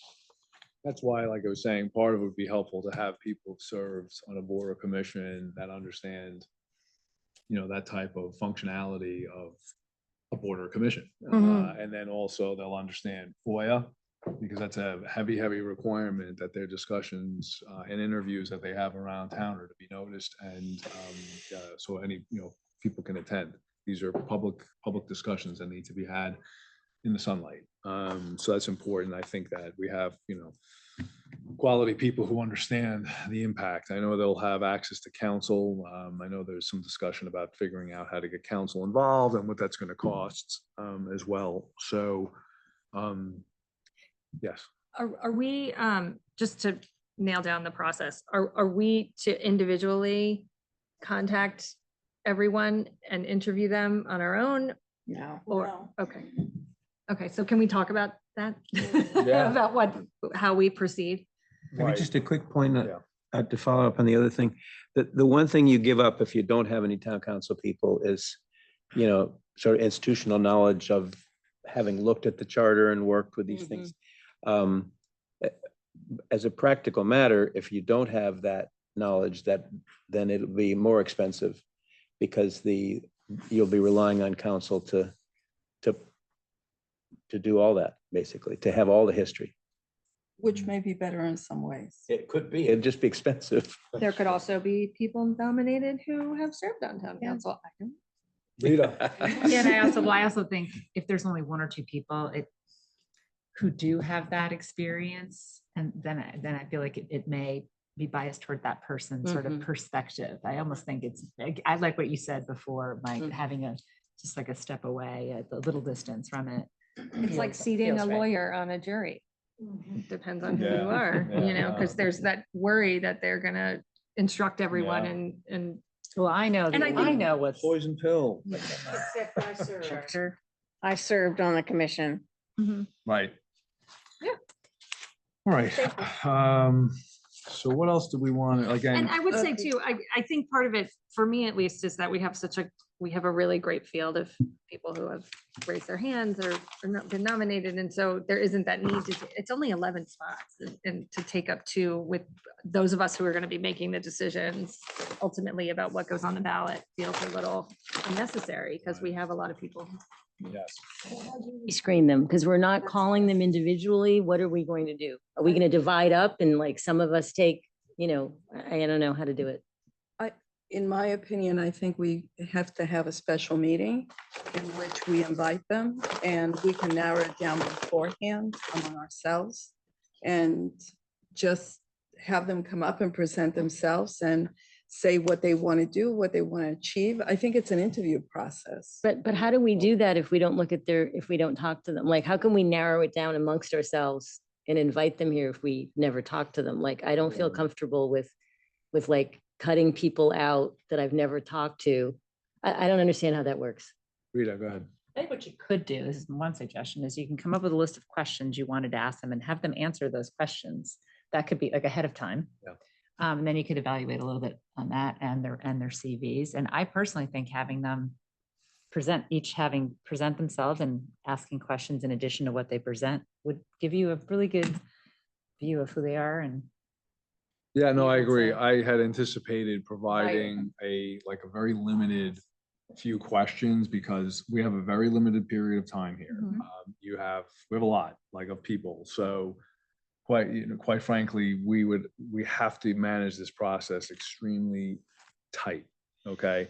So my thinking was, we come up with a list right now of 4 questions to a candidate.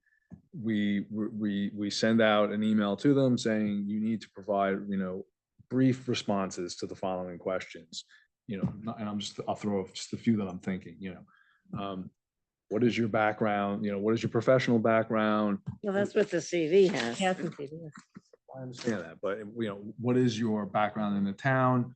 Why do you want on? Can you commit to the time? I mean, really, the biggest ones are why do you want on and can you commit? A subset of why you want on is, I want to know if people are coming in with a single issue. Yeah, I was gonna say the same thing. Is there any, No.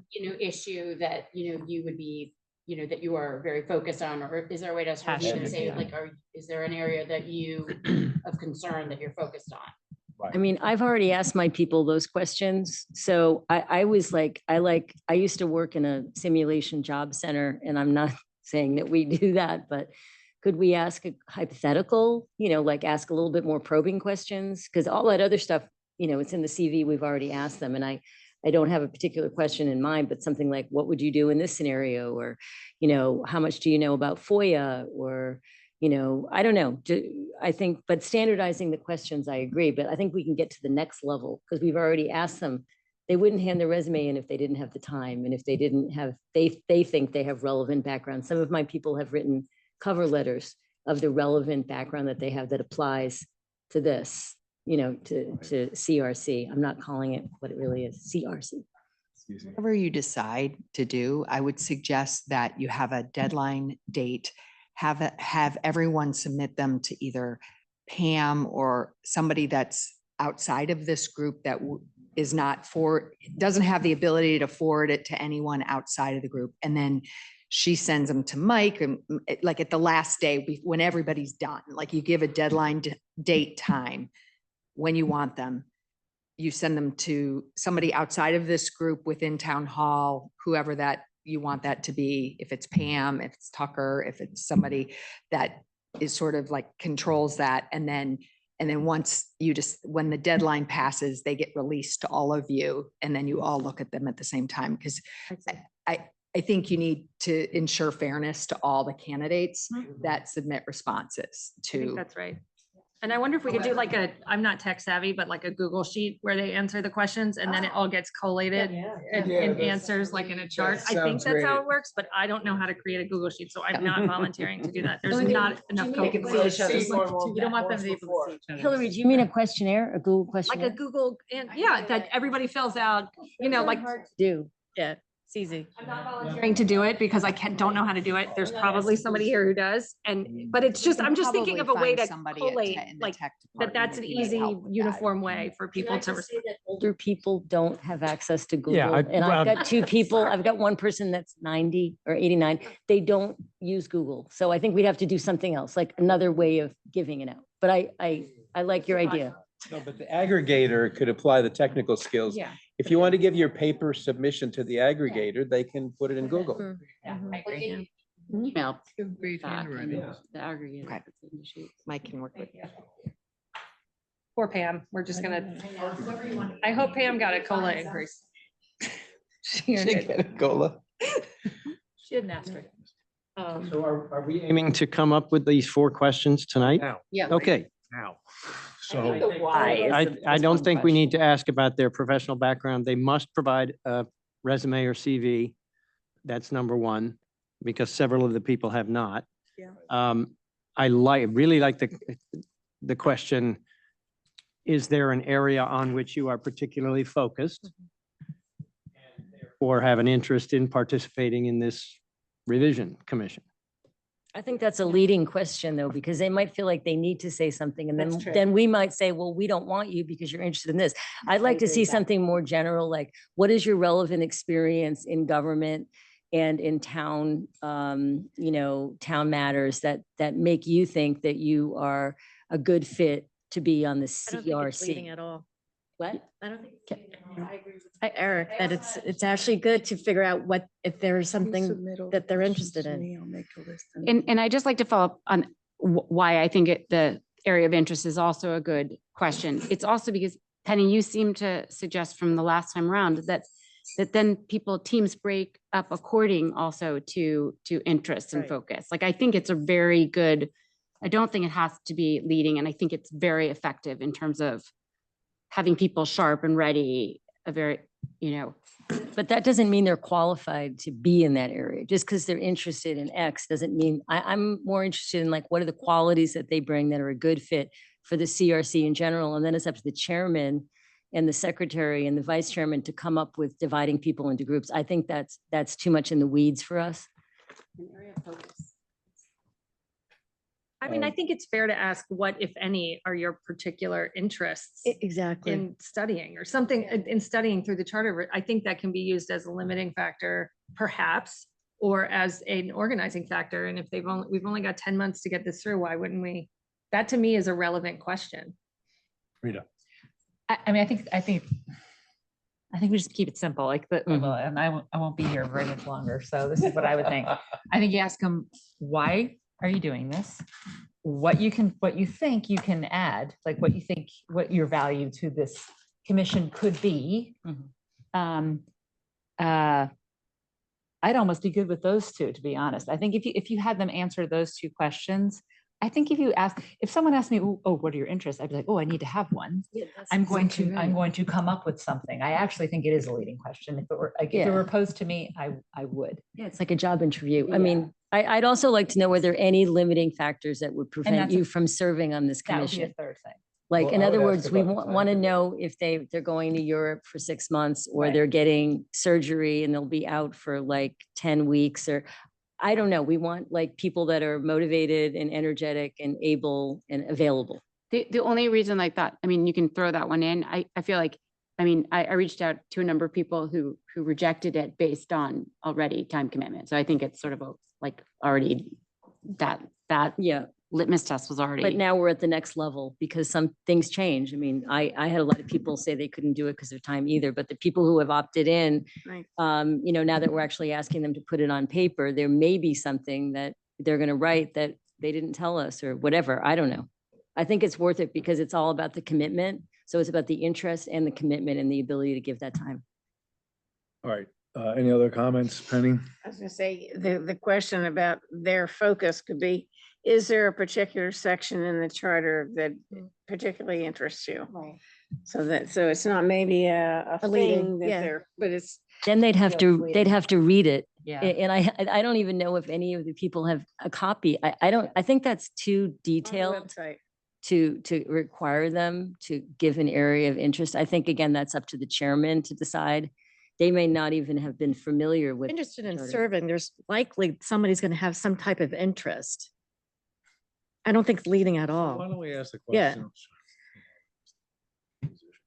I know. You know, other than the general desire to serve in a public role, why are you interested in serving on this commission? That's I don't- Excellent question. That's Excellent. great. That's a very, yeah, that's excellent. I like that. That's very good. Right, great, you want to serve your town, you love New Canaan, great. But Aside what are from you, that- other than that, why do you want on this commission?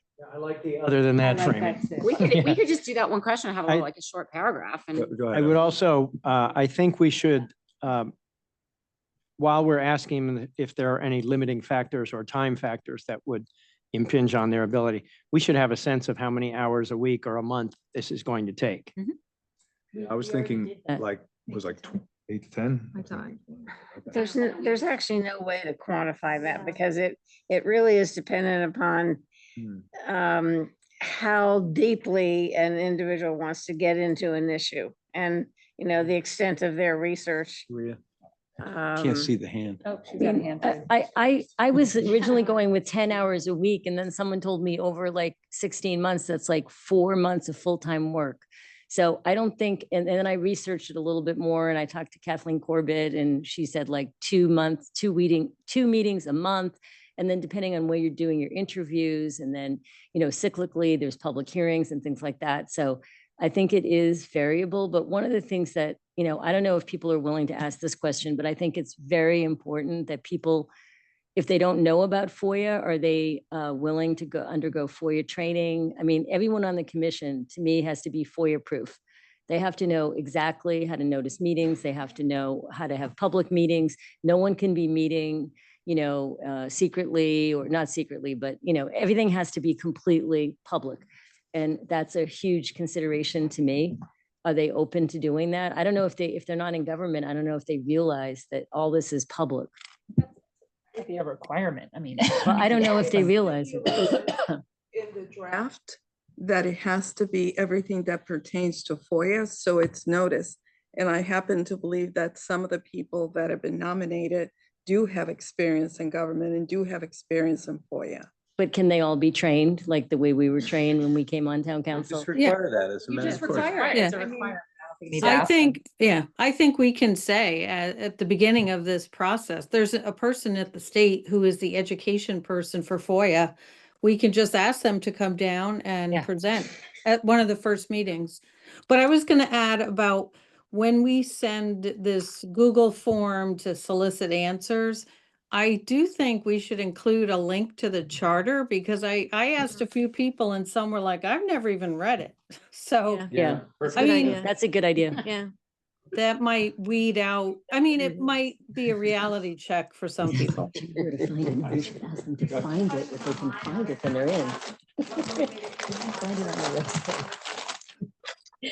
Winners. Exactly.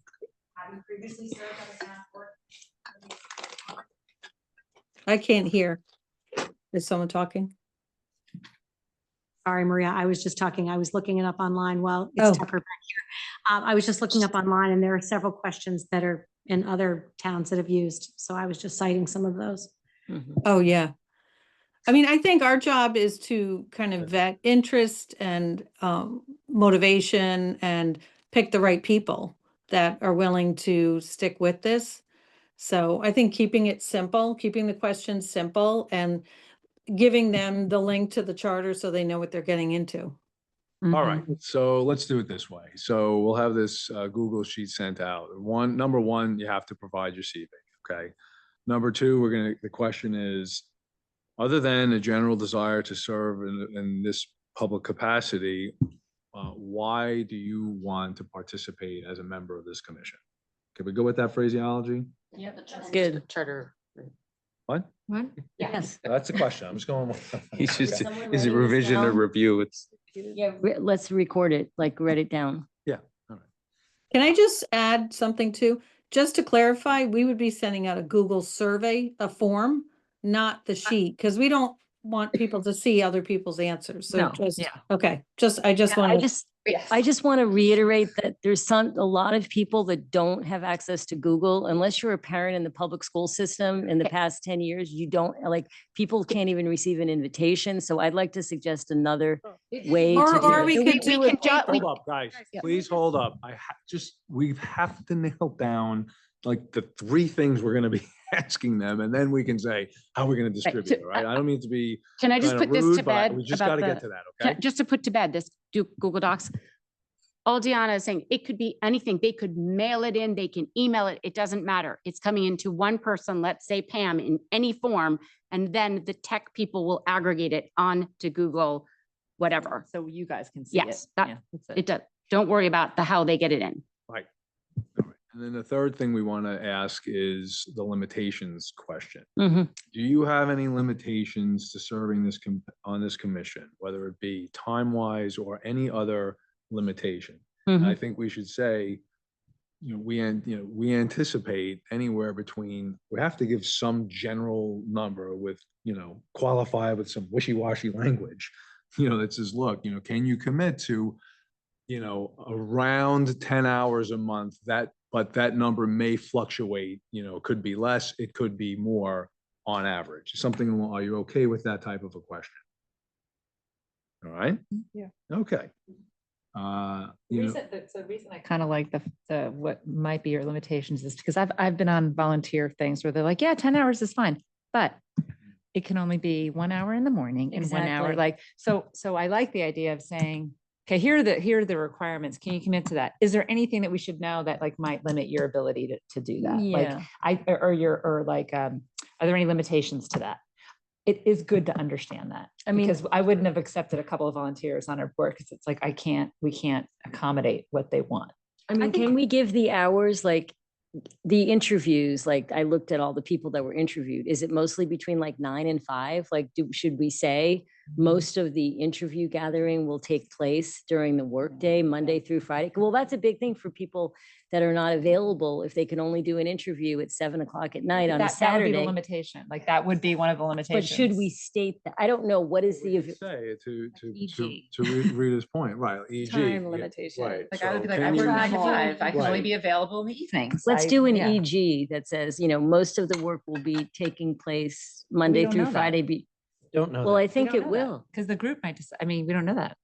Yeah, no, exactly. So Listen, if this is a group project, there's gonna be people who work harder and people who don't, and people who work smarter and don't. And that's kind of up to the commission to figure out within their own governance. We do not need to micromanage. the Yeah, but if you're process. interviewing, Hold on, sorry. hold Can I on, please hold on. finish? Let's just- Yeah, sorry. We do not need to get into this level of granular detail.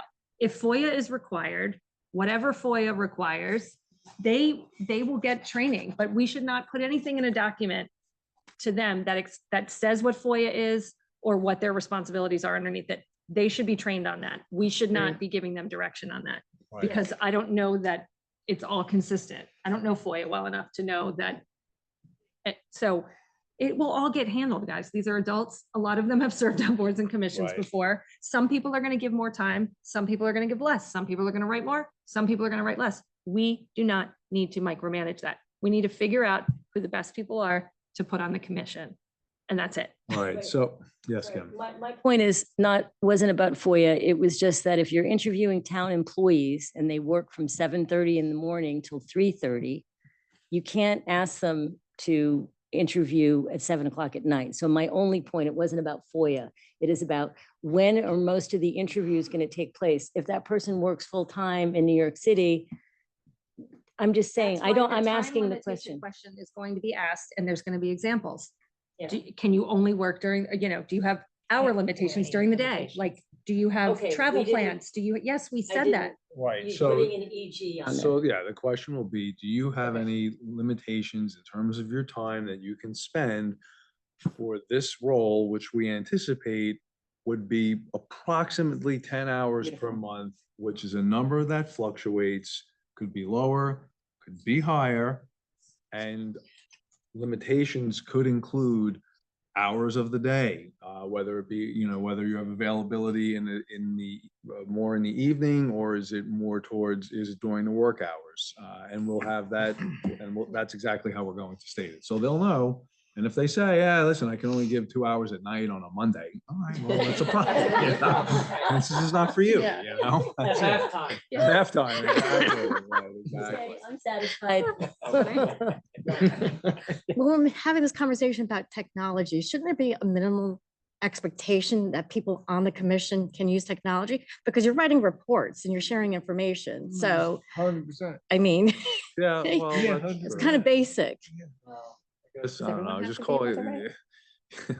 It's funny, it's funny you say that because this is kind of the employment lawyer in me, right?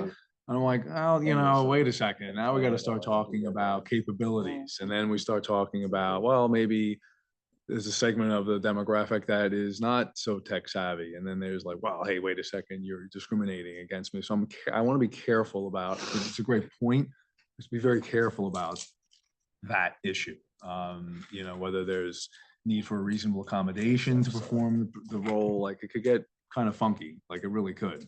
So I just want to be mindful of starting with those kind of add-ons, But it sounds like it's moving fast. Like, It's moving fast. if we have someone that has limitations, it's not going to quite work.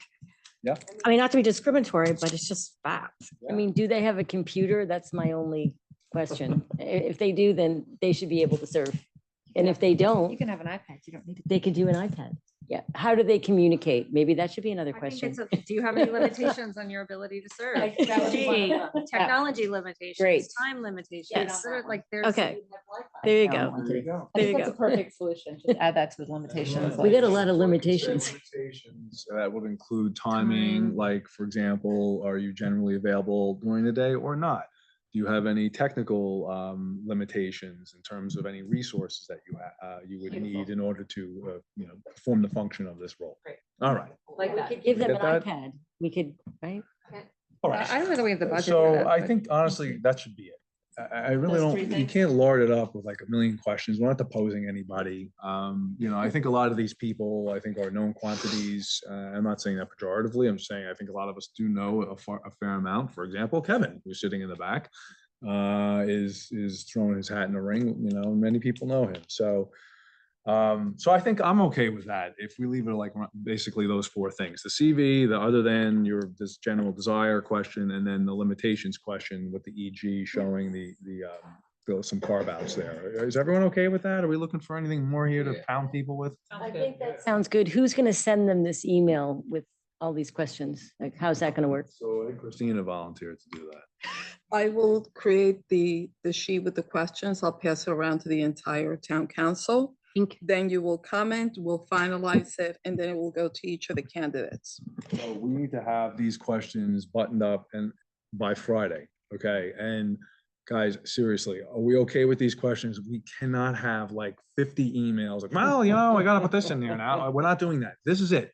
Can you This read them? is it. Can you read them, Christina, just so that we get reviews, so that we keep with Mike saying, like, we don't want to have 50 million emails. So what are the 3 questions? I will write them down and I'll send them out. But they will track what I just said, okay? CV, Like, just make sure. yeah, the That's all. CV question, okay? You got to send your CV in. Second question, other than your general desire to serve in a public capacity, why do you want to serve on this commission? Okay, That sounds good. Jennifer? Yeah, this is easy. And then just, and then, Are there so any- you'll send it, we'll approve it right away because we So basically we're waiting already, for question 3. oh, did I There is interrupt? one more question, sorry, before we. Limitations Yeah, on the and your limitations ability to question. serve. Again, are there any limitations? Serve. Which which we anticipate would be a time commitment of approximately 10 hours a month, which may fluctuate every month. And any limitations would include any blackout times during your day that you're generally unavailable. Would also include any technical limitations that you would have, whether access to Wi-Fi or a computer. Or travel. Or travel. Yeah. Perfect. Do you think Zoom has to be in that or something, or video conference thing? No? You know, I mean, They'll decide on meeting, all meetings will be available in person or Zoom anyway, since they're all Okay. foyable. I mean, I think if anyone has that limitation, we should honestly provide them with an iPad. Like if someone doesn't, I think everyone has a computer, well, look, I mean, but exactly. I don't the think we point- should rule someone out. Hold on. The point of the question is if they say, look, I haven't touched the computer, I don't even know what it is. I mean, that's a problem. If they say, look, you know what? I just don't have a computer. I go to the library and use one. Okay, then that's something that we can coordinate. And so I think we need to understand what technical limitation may exist at all. I have no idea. There might be none. And there might be none. Yeah. So So let's those not are, anticipate. that's it. Yeah. We're all good here? Yes. Jennifer? This is a good thing. Should when you send this to us and it goes out, what is the deadline for them to get it back? And to whom Well- are they sending it? Before we get Next that, week. what is the deadline for us to comment back to Christina and Friday, finalize? And I think that should be Friday at 5 PM. This Done. Friday at 5 PM. If you don't get your comments back, if they come in at 5:05, yeah, Well, do pick not up the reply. phone and call Christina because you have to talk on the phone. We can't do a group email. You have to pick up the phone and call you, right? Okay, so Christina will send an email out saying, here are the 3 questions that Mike was said like 10 times. Okay. Hopefully there'll be no comments. You individually will send your response to Hillary, and she will be the only one looking at the any, hopefully no edits to the questions, any response, any edit to the question. Okay, she will be the one looking at that. And okay? I'll get it to make sure you're, to the extent, if there's any questions, I'll call you. If there's not, then I'll forward them to Christina and we'll figure it out. I'm confused. Christina's sending the email, but we're sending the Or we can response. send to them to you. Christina. It's I'm confused. individually, just to one person. You okay with that? Fine. Fine, so Okay. she's gonna send it out, and you just, like Tucker said, it's not reply all, it's reply to Christina, and this is great. Okay, so if we can all get that done by like noon on Friday, that would be awesome. I mean, I asked me to look at like 3 things, so we should be able to get that done. So let's get that done by no later than noon on Friday, okay? And the idea is to send it out to the candidates on Saturday. Yes, we send it. I would- Saturday, and I then- would say, no, Saturday. Yeah, and then we will tell them we want the answers by Wednesday. That's Rita? I'm so sorry to say this. I'm sorry, but I think we were missing one thing. And maybe it's included in one of the questions, but really quickly. I'm sorry. I think we were missing something, but maybe it's captured in one of the questions. I thought it was, why do you want to? What can you bring? Like, what qualities are you going to bring that would be a value? And then the third one was, what are your limitations? I thought we missed that second one. Yeah, let's make the second one 2 parts. Like what are why do you want to serve? And then what are the qualities why this is that you're going to bring to enhance the CRC? Or you could do A and B. I think you're gonna capture that in their CV, because I don't want someone to say, I'm great with people, like, I know how to read, and, I'm inquisitive, like, like. CV might not say that you were on a board. That's all. I don't know. No, and I don't mean to trivialize it. I'm just thinking, like, we've got the resume, and they're like, look, I went to MIT, and I flew to Mars, and like, oh, this is great. Like, I don't need this person to tell me that they're diligent and like they love America, like that's why I feel like we're gonna get a response there, like some yearbook response, No, like. I was more thinking of if I give my CV, I'm not going to put that I'm on town council necessarily. That's why, that's all. Why? It's not on my CV right now. Okay. If someone Um, asks me for my CV, I don't have town council on there. Yeah, That's all I'm saying. so, I mean, you could say, other than your general desire to serve in the public capacity, why do you want to serve on this commission and what qualities There do you you go, think, beautiful. okay, and then what qualities do you think would Gorgeous. help Yes. you execute your role? All right, we're good with that? Did you get Brilliant. that down? That also shows how they communicate. Okay, we're all good with that? Relevant Brilliant. experience, Hmm. that would add value to the commission. Yeah, You wanna- we're gonna wrap this No, I up was just first. saying, instead of Okay, saying. I have a question. Oh. We say what relevant experience. Oh, maybe you that's think a would sharper contribute way. to- Yeah, that's a What sharper, is it? it's a sharper way to say it. Instead of saying like, what qualities do you bring? Because that's super What subjective, relevant? maybe what relevant experience like that. you have. I already said that, but thank you for repeating it. Great, okay, so Kim let's, gets credit. let's get that. We got that? Okay. This is like, all right, Okay. so that's it. So No, this, I have a comment. yeah, please. Penny. Sorry. All right, don't say sorry, go ahead. This is just from a timing standpoint. I would like you, Mike, to speak with Nick about writing a statement as to what are the parameters of interviews. Public?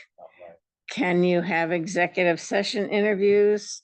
So forth and so on, because I know when we did them, Dave Hunt and I did them, there were people who will not speak in an interview unless they're assured confidentiality. And if you think about it, someone's going to be sitting there making comments about their boss. And Good point, Is okay. are you talking interviews for the potential commission members or interviews that the charter commission is doing? Yeah, the no, commission will be making for their work. which is why I said, like, for FOIA, we need to have an attorney or someone who with relevant knowledge who can give those parameters to the charter commission. It Like, we might don't be- need to set them forward.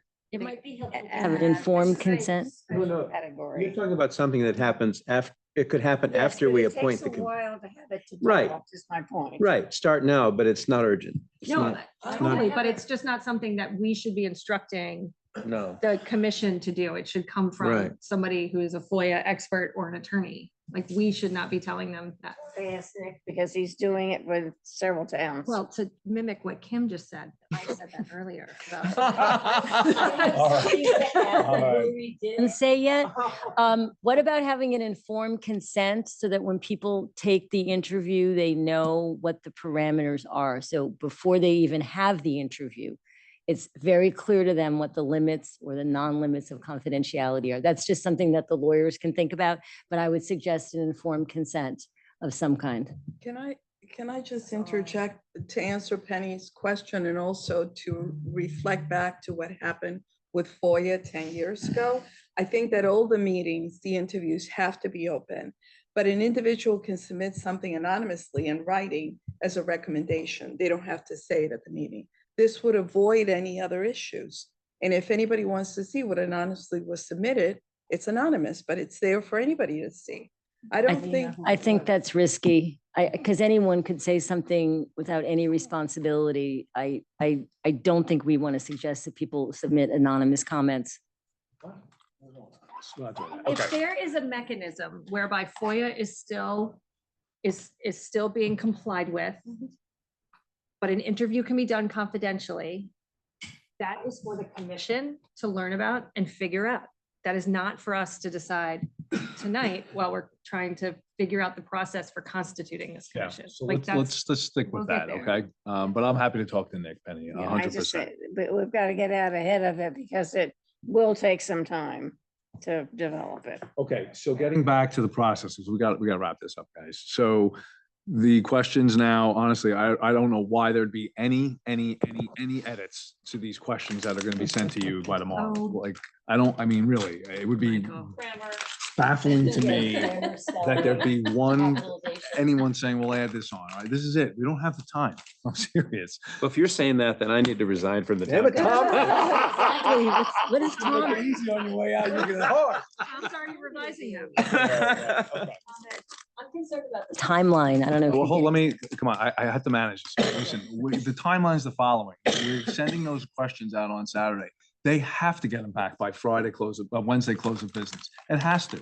We are running out of time. And if they want on, then that's a great way to show they're hyper interested, because if they can't respond to 3 questions in a CV in a matter of 4 days, this commission is not for you. I meant the other timeline, Mike. Just not. I didn't mean that timeline for getting it back. I meant the timeline that if this is going to be ready for a draft. I looked at the timeline. It said draft, proposal is going to be ready by April. So like people are going to go through Christmas and then there's going to be budget season and then department heads are going to be doing their budget. And then you're going to ask them for interviews between January and April and then come up with a draft. There were 2 different recommendations. timelines. I don't know if you saw it. Oh, I but- only saw one. Yeah, there's a 12-month and a 12-month and a 17. 17-month. Oh, I missed the 17 month. Never mind. We will charge them with what the timing is. I think at our next meeting, we should be telling them, this is when, here, congratulations, you're now on. This is when we need your product, okay? Everybody stick their hands in during. We're public setting the safety. Come on. time Sorry, I as to when the report has to be submitted by. Right? Force them out. We are, not the committee. And I just said, congratulations, you're on. We need the report by X date. Okay, so what's that day going to be? Well, that's what we're gonna have to figure out. We could figure it out right now, or we can defer that discussion when they're sitting in front of us, because we'll be voting for these people on the November 14 meeting. But I think it's important that we do it now because people want to know how long their commitment is gonna be Okay. for. So I suggest they have 6 months, Well, there's general statute parameters. okay? Okay, you have 16 months from today, or actually, it's probably when the commission is formed to have it all ready to go to vote. 16. Right, the problem I have with giving max times, it's just like with me, with court schedules. The more time you have, the more unwieldy and the more time you think you have to get something done. When you have a boot on your throat that you got to get something done, you move like lightning and hyper efficient. That's just the world that I live in. I think a lot of you live in the same world. So I want to be reasonable in it. This is me saying it, and obviously want your input. I am thinking, yes, we have to be rational in the time that's given, but we also, I think, need to keep as tight rein as possible on it. It motivates you to get your job done. And again, and if that's not good for people, then don't serve, then don't put your hand. And in the proposed timelines, there was one that really reflected what happened 10 years ago, Okay. which is draft report is due in April, and then it starts going through town council and public hearings and all that sort of stuff. Right. One of the things that, And they made it, and they started working just like today. I mean, Yeah. One of the things that concerned me is the public comment was in the middle of the summer. So it was like, do the draft in April, then the final comments were due like July and August. And I just think so many people are away that I'm concerned about that timeline. It just happens, when we started the clock ticking, that's how it ends up. I'd rather have the public here comment between September and June, not July and August. That's just my 2 cents. September and June.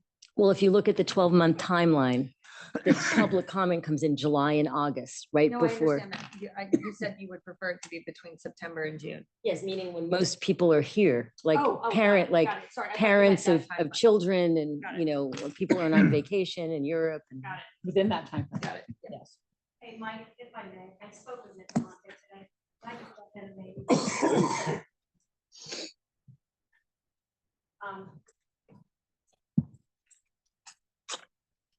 Christina had asked me to speak to Sorry, Christina had asked me to look into what the budget numbers would be revolving around this. And one of the things that did was compel me to call Nick Lamonte and ask him, we had a price from what they charged us last year or 10 years ago, what that price would be this year. And that was $28,500. He also received the documents that Christina carefully put together, and he's reviewing those. She had asked him to review them, and he's doing that. However, he did say to this conversation that part of what you're hiring him for in doing the Charter Commission is to help you answer a lot of these questions. He does this all the time. He can sit with you as soon as you've got this settled. He can sit with you. He can advise you on timelines. You're all bringing up a lot of good things that he's thought of and he's seen play out. So I guess I'm saying you're all making a lot of good comments, but he said he can address most of these for you in real time. And he just asked me to express that to you. I love that. Glad you told us, Tucker. So we definitely would want him at our next meeting. And so maybe, I mean, maybe we do wait until our next meeting to have the discussion on the timeline, because like you just said, we're raising questions.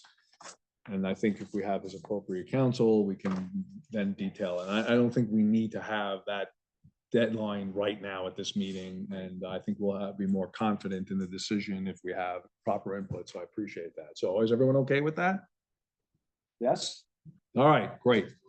All right, so we're gonna, so that'll be shelved onto our next, our November meeting, which will be fine because we should hopefully have a light meeting anyway. Rita? Curiosity, more of a Yes. curiosity, nothing to do with the questions.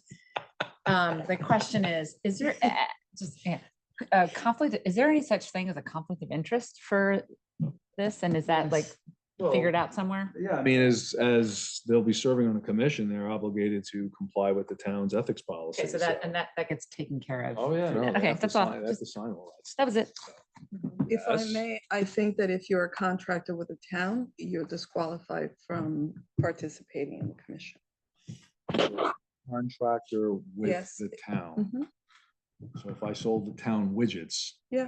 I would not be able to be on the Mhm. commission. I don't actually think that's true. I think the charter allows you, if you, even if you're salaried or you get any emolument from the town, it doesn't bar you from serving on the charter commission. So, but they It's a are subject perspective. to ethics rules so that if they should recuse themselves from anything that might, address Materially. that conflict or, be impacted by that. But I think, I don't think it, I actually think it explicitly says you're not barred from serving on the commission. You just have to follow the ethics rules. So, hold In on, the state statute. hold on. To Tucker's point, because we can spin our wheels and just kind of hypothesizing, why don't we pose that question? Yeah, I'll pose it to him immediately and just say, what's the deal on this? Because that'll help us guide and I can disseminate that answer, rather than us just kind of Yeah. think about what we think it Okay. should be, because it's a great question. Yeah. All right, so I think we handled what we needed to handle tonight for charter. I got, sorry, one question. Yes, sir.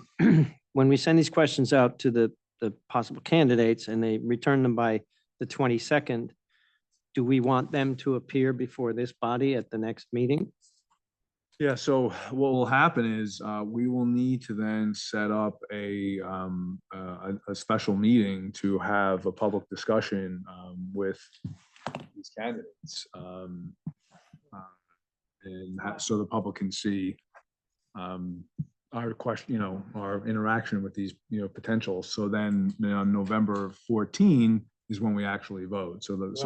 Sorry, it's November 19. Sorry, It's- okay, is great. our November town council meeting. Is that beyond 30 days? Yeah. That's beyond 30 days. 30 days from today is November 14th. So by the November 14th, we have to have those people selected. Friday night. Not your problem, Tom. Let's do it November 3rd.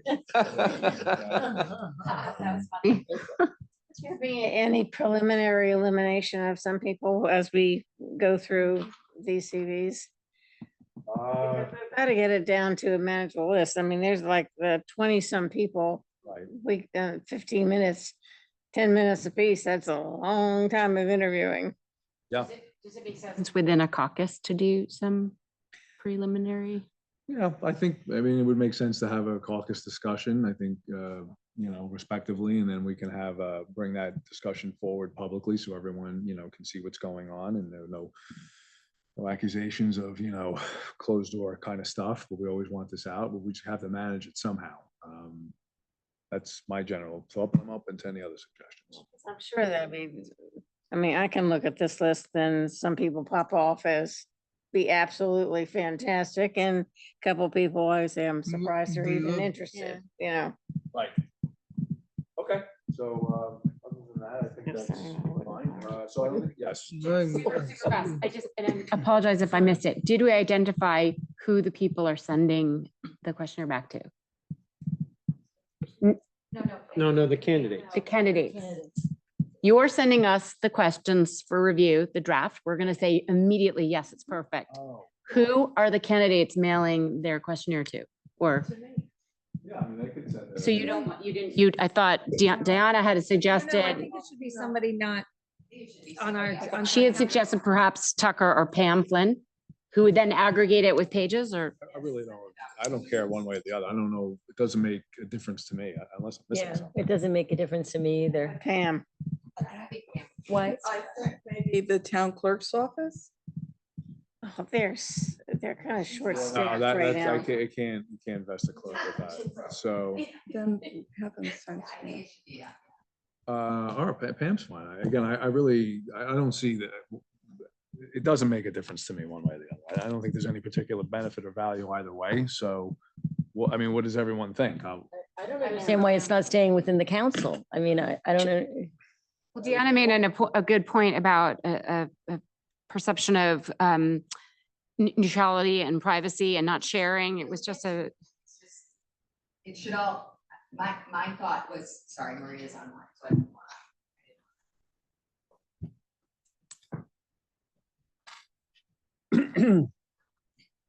I think it would appear most neutral if everyone's responses are released to all of you on the same date, whatever date that is, so that if someone responds earlier, there's no possibility that someone's responses get out before everyone has had the opportunity to respond to the questions. Why would you think that if they came to any one of us on town council, that it would get out?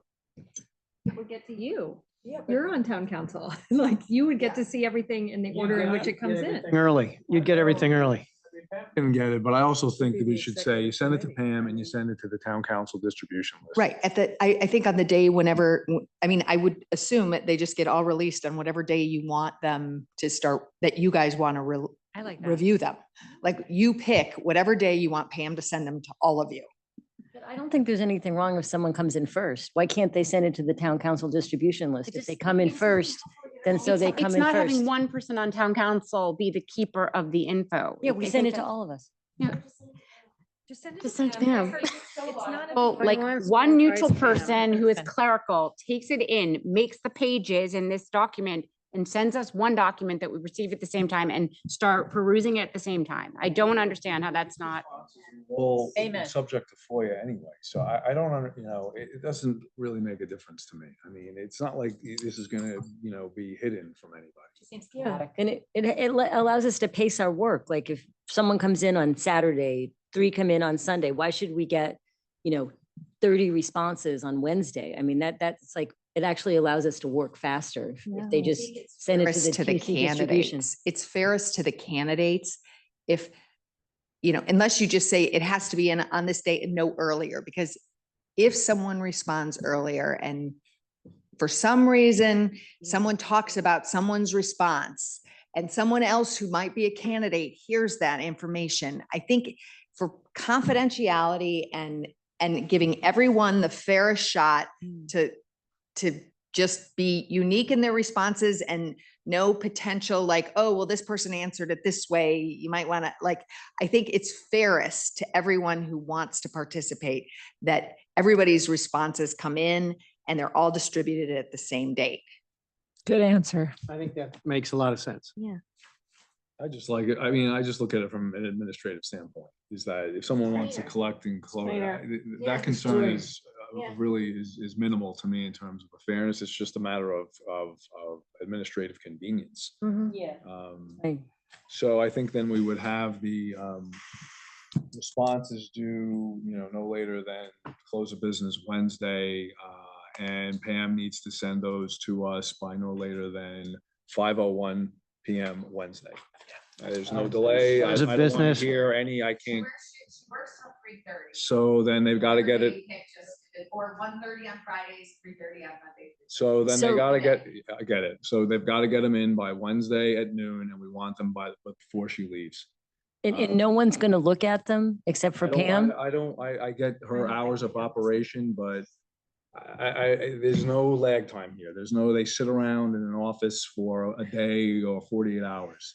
If the points fairness, the moment 3 PM hits, we've got to get them all to us. So Pam's got to be able to get that done. So she gets, they have to submit no later than 12 on Wednesday. And they have to be provided to the town council no later than 3:30 PM on Wednesday. It shouldn't be a problem to get that done. I would imagine people will be sending them on a rolling basis. And we're talking, what, 23 people? I mean, this isn't like some Yeah, voluminous, 31. crazy It's a lot more. 10,000-page thing that's going to come in. So it just, there's too many excuses that I hear. I honestly just don't want to hear them. So, all right. Anything else on this issue? Yeah, we're gonna have to, everybody should know, we have to create a budget for the commission and we have to submit it so it can go through the budget process. Any money spent early on will come out of contingency. So as Tucker said, the fees 10 years ago for the town attorney were approximately $29,000. You can easily assume they'll be double this year. Very difficult. Nick said that it's very difficult to determine how much legal work is involved at this time. But given the 28.5, he said that's the amount that they're pretty much charging for people currently now to do it. So he said that that was a fair number. I asked him if I could tell you that number as a placeholder, and he said yes. Is the timeline different? Like if we do it in 12 months as opposed to 17, is I the didn't price the ask him that same? specifically, but I think he's pretty aware that of the parameters of the timeline, it could take longer. But Okay. again, you know, he said it's difficult if you guys get hung up on something that really involves a lot of research and a lot more of his time, it could be more. But he thought that was a decent placeholder number for you. And on top of that, the attorney fees, we need printing to cover printing. And also the last time around, there was a secretary or a person assigned to the committee. And the question is whether or not we need to budget for. The last time there was $2,000, and that number would definitely go up where there was a dedicated Right. secretary who was hired to do all of the posting, all of the advertising, all of the redlining. It was a very positive experience from what I'm told. Again, that was $2,000 10 years ago. So you can pretty much assume that that number will go up. Yeah, and we have her name. And then there were 4,100 copies of the book. And we, by the way, we have a closet full of them that the advertiser did. That was $1,700. And then I know the town clerk's office right now handles all of our legal notices for the first selectman's office. So she could probably give us an indication of what the budget would be for that. Can you provide me with whatever breakdown it is? After I spoke with you today, she followed up with me. So that's So just to the give you. an town idea. clerk's office pays for the legal notices? They do all of our legal notices. Yep. So we don't have to have it in the budget? I don't know if you budgeted for anything, Claudia, on that. Budget 75,000. Budget was cut for the advertising this year for town council. Does this come out of town council budget or does the commission request a separate budget based on? See. So if it's coming out of contingency, don't we have to go to the Board of Finance first? So wouldn't the commission go to the? Budgets, remember, because we're in July. Yeah. So there, we can add, yeah. I'm we just can add wondering some- why we right now would be talking about the budget. Like, why wasn't the commission, why wouldn't they present it to us and then? Don't we have to hire Nick right away? To ask A letter of questions? engagement would be required. Yeah, we would get a letter of engagement. So what is the process? Do we go before Board of Finance, Board of Select? We're going to follow up again. We were talking about this today. So we'll look and see how it was done 10 years ago, but we'll be committing, at least for the legal. So I guess we need to know the ask, right? What I'm seeing is that the Charter Review Commission reports to the town council. And it's our responsibility to set them up, not just to name who's going to be on the committee, but to have a budget and for them to understand where that's coming from. So that's what I'm trying to put together, but I want everybody to be aware that this is a cost factor that has to be approved, and how we manage it is important. So my only question about that, because I agree with everything you're saying, is once we have this budget, like, do we, who approves that? It goes through the budget process. It has to be to the, If you're spending money for. I know.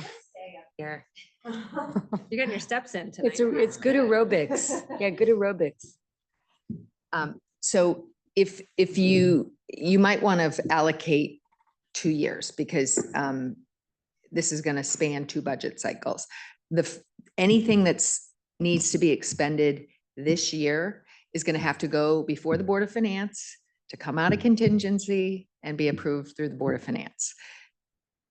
Whatever you want for next year would go through the normal budget process. So you're going to need to segment the budget and see what you need in each year. We can build that into the budget that Claudia was referring to for next year, because that's when most of the posting and all those kinds of expenses will come in. Right. And I'll find out where specifically that got booked 10 years ago.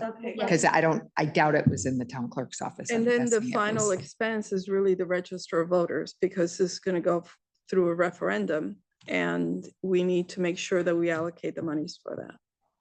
If it could go through Yeah, to a It referendum. will go on the I ballot. have to assume it will.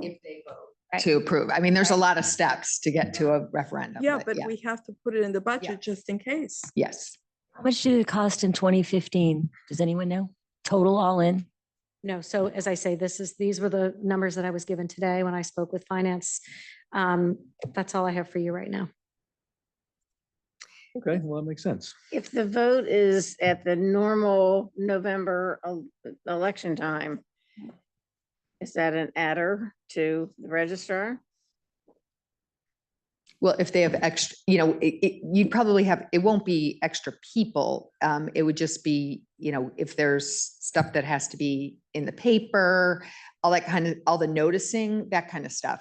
And that'll be in the 2015 budget, and we can find out where that was. But, obviously costs have probably increased on everything a little bit, but, there'll be noticing and all that kind of stuff. But I think Nick can help us with what we need to do or what you need to do for this process. And really the expenses will be notifications, and it should be part of a ballot. I think last time it was just part of the normal ballot. So I don't think there'd be extra printing costs for the ballot itself if it's on a regular election cycle.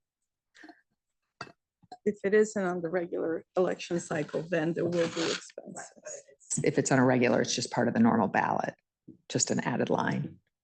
Right. or Okay. lines. All right, thanks. I think we're done with charter review, all right? Let's move on to agenda items, whatever it is. Eight, 2026 meeting schedule, approval of the 2026 town council meeting schedule, 2 minutes for Tucker. Sent you all on the tablet. You'll see the draft schedule. I know that you typically meet on the third Wednesday of every month. There are some fluctuations on that because we always avoid school breaks. So you'll notice, and clearly during budget cycle, there are Tuesdays and Thursdays. I also always been told to stay away from Valentine's Day and St. Patrick's Day. So Thank you. they're off of there, but this is the schedule. This is what we will post for next year. And obviously, if there's any changes, we can always have special meetings, but. Right, the only thing I have is, I have to work back from Easter, which is the 5th. So Thursday, there's a meeting, April 2nd. I ran into this problem in the past. Is there any way to put that meeting on for the 1st instead, to have a Tuesday, Wednesday instead of Tuesday, Thursday? I don't see why not. I'll have to look at that for you. Thursday and then. What days do I change? Yeah. I see. So it's the 2nd, is that Monday, Thursday? Yeah. It is. Okay, yeah, sure. 7 p.m., so. Yeah. So I figured just knock it out. That's our last one before the budget. And Oh, hopefully okay. This year is like, Yeah. do the whole See, September 11th. What dates could you Oh, repeat wow. them? That's a good one.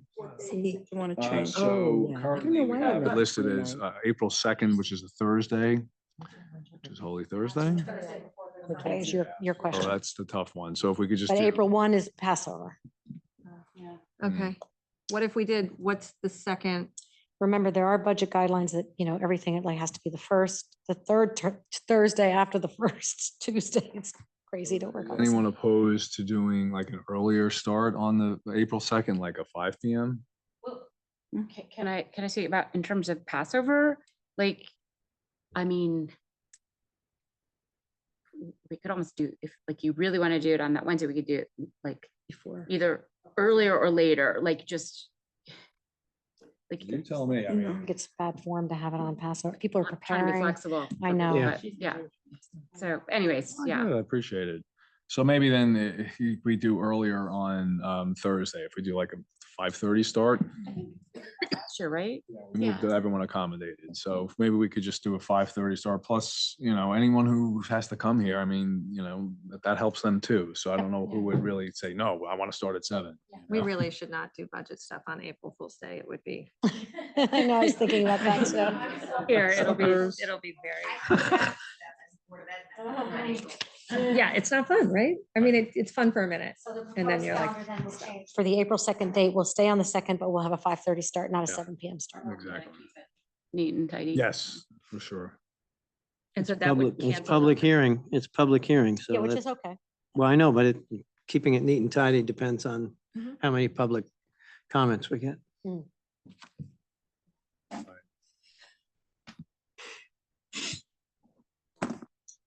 All right, so I think that's that.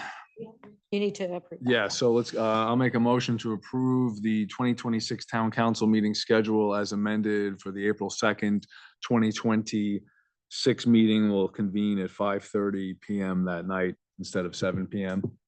And can I get a second? Luke, all right, let's, all in favor? Got to get something in tonight. All right, the motion passes unanimously. On the board. All right, are there any committee reports? I mean, does anyone have anything? If not, then I wanted to do just a couple of quick sign offs for a few folks. So you let me know. Is there anything in committee reports that's pressing that if we don't hear, we're going to explode? All right, perfect. So let's go just to wrap up. We have, this is the last meeting for 3 of our esteemed colleagues, Rita Patino, Tom Butterworth, and Luke Hoffman. And then we have a few people who are in the mix and running. So, I was going to say a few words for someone in that capacity. I don't want to, cast a panel of, something terrible will happen if I do say something. So why don't we start? I have asked Eric to give our Councilman Butterworth a nice send off. So Eric, take it away. Thank you. He said it 8 years ago when he decided to run, quote, "I'm a sucker for a good cause." Then he ran for election to town council, a la Mr. Smith Goes to Washington. And we are so glad he did. Tom, your 8 years on this council have been sharp, clear, dedicated, honest, thoughtful. You have led by example and taught us all how it's done right and done well, with heart, with dignity, and with integrity. Tom's community service didn't start with town council, and I suspect his commitment to community service will not end abruptly next month. For the better part of 20 years, Tom was a volunteer with the Town Players of New Canaan as an actor, producer, and director. His first role, perhaps fittingly, was playing Thomas More in A Man for All Seasons in 2005. Thomas More, like our Thomas Butterworth, was a man of conviction who stood for what he believed in, and even King Henry VIII couldn't change his mind. And Henry had considerable powerful means of persuasion at his disposal.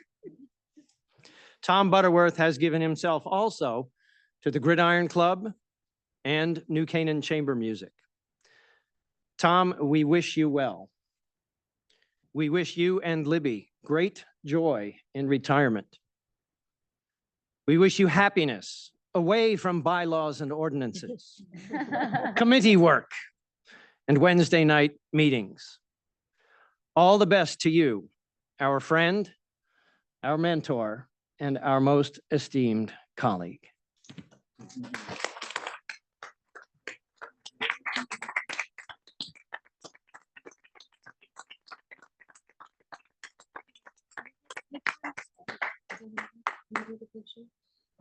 Tom, go right ahead. Right back up to Tom. Stand up again. Oh, okay. Oh, okay. You should have laughed. You can- That's it. Thank you. Thank you. Oh, good. Okay, now can you do everybody? Yeah, I'd like to just add, Tom has been a real asset to town council all these years, and certainly I'm not as eloquent as Eric, but he's been a real asset. I know we've definitely butted heads a lot over the years, but I really want the town to know how dedicated he's been. He's put the time in, he's brought tremendous value to the town council. He's just diligent. He's absolutely great to work with, even when we disagree on things. And he's served the town and the population very well these years. And it's been a really great privilege to work with you for all these time, Tom. Really, it has been. I really appreciate it. Thank you.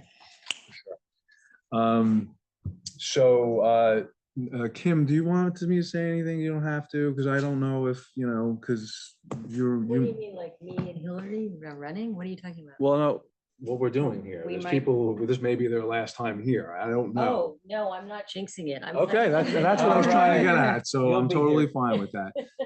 Hillary would like to say a few words from Rita. I don't have anything prepared. It's hard to follow Eric. That was hard. That was really hard. But Rita and I ran together in 2021. It was the tail end of COVID. And it's been such a pleasure getting to know you. You always ask super sharp questions that even I haven't thought of. Hard to believe. No, you're prepared, you're a hard worker, you're a doer, which I completely respect. And I'm just gonna miss you. I really am. And I understand the time commitment, as we've talked about, and the needs of family and everything like that. But you've been such a great town council buddy, and always a voice of reason and moderation for me to bounce ideas off of. And I will probably continue to do that. And Foy won't be involved. Oh, it wouldn't be anyway, because we're in the same caucus. Anyway, thank you so much for serving. I hope you come back to town government, because I think you're a tremendous asset to this town. So, get everything in order and then run for something, because we need your voice and we need you. And I can't, so we're gonna miss you. Thank you. Yay.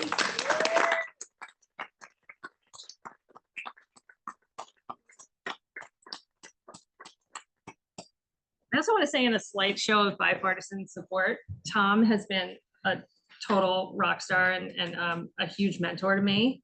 And it's been an absolute learning so much from you about steady hands, and really it's like having a mentor at my law firm, which, if you haven't worked at a law firm, it's such a special relationship. And I just want to thank you for your patience with me and for your guidance. And again, I'll probably be reaching out, assuming I'm here past November. So thank you for everything. Yes, definitely. It's been great working with you. I always say, one of my best friends on town council is a Republican. We get along great, and it's been a pleasure working with you. Who's I'm only that? kidding.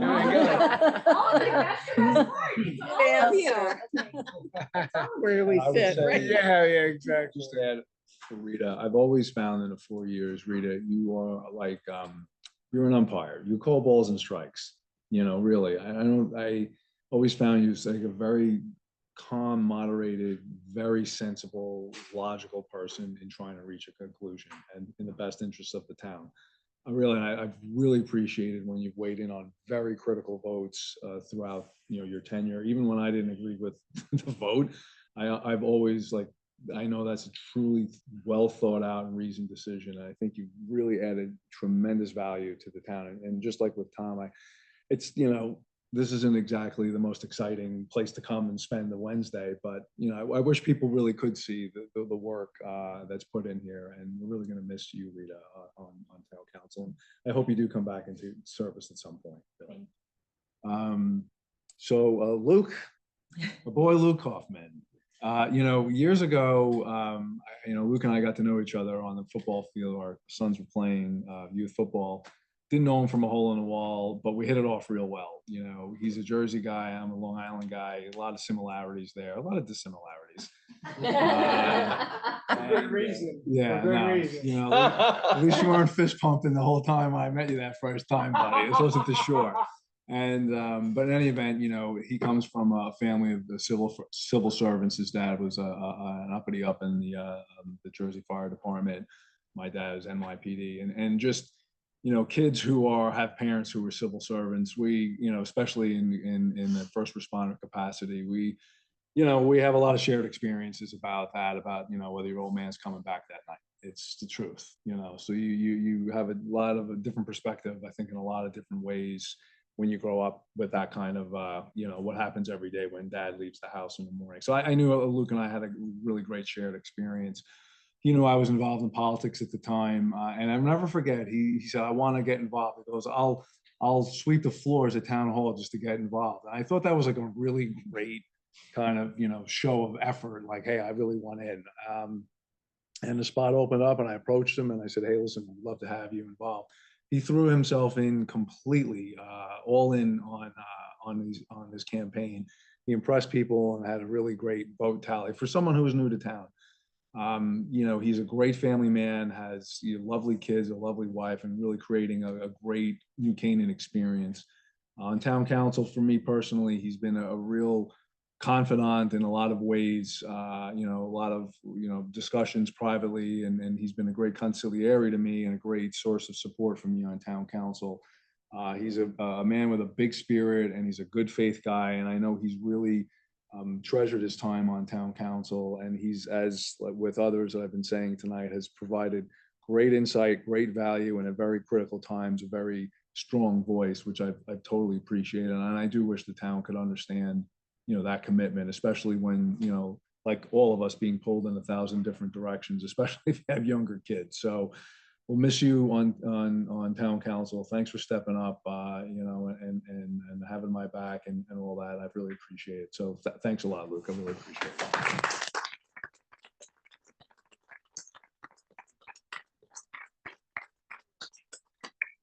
All right, Mike. My comments are gonna suck compared to that. So, Mike, thank you so much. And honestly, like, pulling on the heartstrings of like the town, the community, you pulled me into this. And it was our representation on the football field. I remember being at South School and Teddy and Jack going down at like, a young age, and it was doing the ice runs, and it was like totally not appropriate for, and there was everyone there, right, at South School. And and us talking, being like, okay, should they put helmets on? Like, should they put vests on? Like, this doesn't seem right. And from that point to what was accomplished by the panel here. I took a couple notes. I'm more shoot from the hip guy, if you guys haven't known me.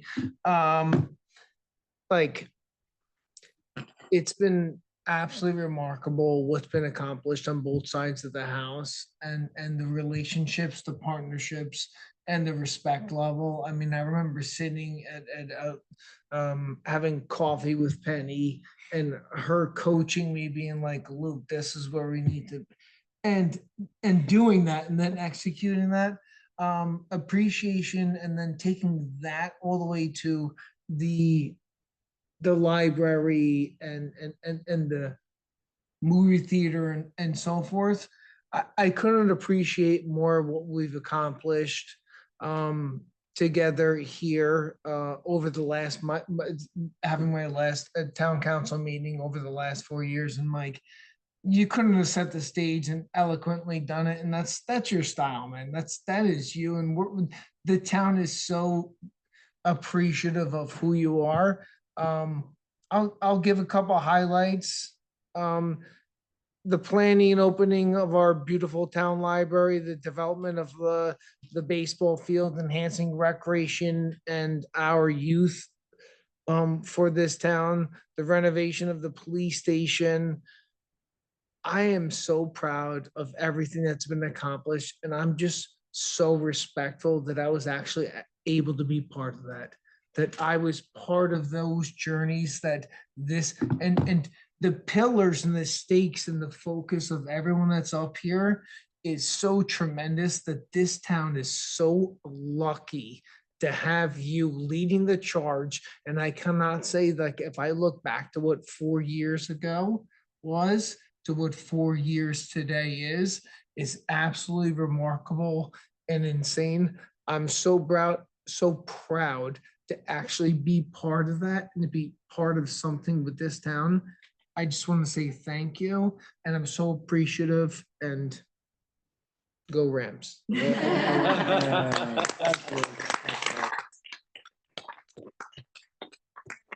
anybody wants to have a drink after this, I would love to go across the street, everything on me. But thank you, thank you, thank you, thank you. That was absolutely amazing and remarkable. Luke, we're gonna miss the soda bread. Can you bring it next year? It's not gonna stop. No, Emily. Yeah. Diana has a bakery in town that she's slotted, she's rezoned. Then now we're gonna just do bakery. That's great. Awesome. No, thank you, Mike, for bringing me into this. I really appreciate that. Penny, so you like me to say something? You're not gonna jinx it either? Up to you. Well, actually, I am officially termed. This is termed, the end of my term. It's your end of your term, so, But yeah, no, the community has respected me for all these years, so yeah, I would like looking to. forward to the community doing the same thing. Okay, yeah, I mean, yes, this is the end of your term, and Penny, you're truly a part of the fabric of this town. I think you came in 1975, is that correct? Or am I? When I moved You here, moved, yeah. 75. Yeah, I mean, really, truly part of the fabric of this community in so many different capacities. Just from being involved with the not-for-profits in town in board roles, advisory roles, serving in an elected position on town council. There's a library's worth of knowledge in all these different sectors of the town, and the town has truly benefited extraordinarily from your time. And everyone's time is one of the very few precious things we all have. Time, faith, our health. And when you devote your time, especially when you moved in and you had a young family, it was tough to find time, but you found time and created an outstanding life here in New Canaan, and really have brought at crucial times. And I've only known you since 2017, but there was a lifetime here before me, and I can only know through your reputation and how well regarded and respected you are in this town speaks volumes of your true commitment to only making decisions that improve the livelihoods and the betterment of the entire community. So I do, like with everyone else, wish everyone could truly understand the time and value you brought. So thank you. All right. With that said, if there's nothing else out there, then I think What about Hillary? Hillary has declined, so she does not want the Mike Morrow jinx. She did. I would have said something extremely lovely. Thank you, Mike. We'll wait for another 4 years, okay? Here's hoping. All right, so good enough. With that said, we'll make Thomas, would you like to make the motion to adjourn? This is your last. Yes. All right. Thomas, can we do it together? Oh, perfect. Second it. Why don't you second it? Yeah, second it. I second it. Thomas, make the motion All to right. adjourn the meeting. I move that we adjourn the meeting. Second? Second. All right, all in favor? Aye. Aye, motion passed.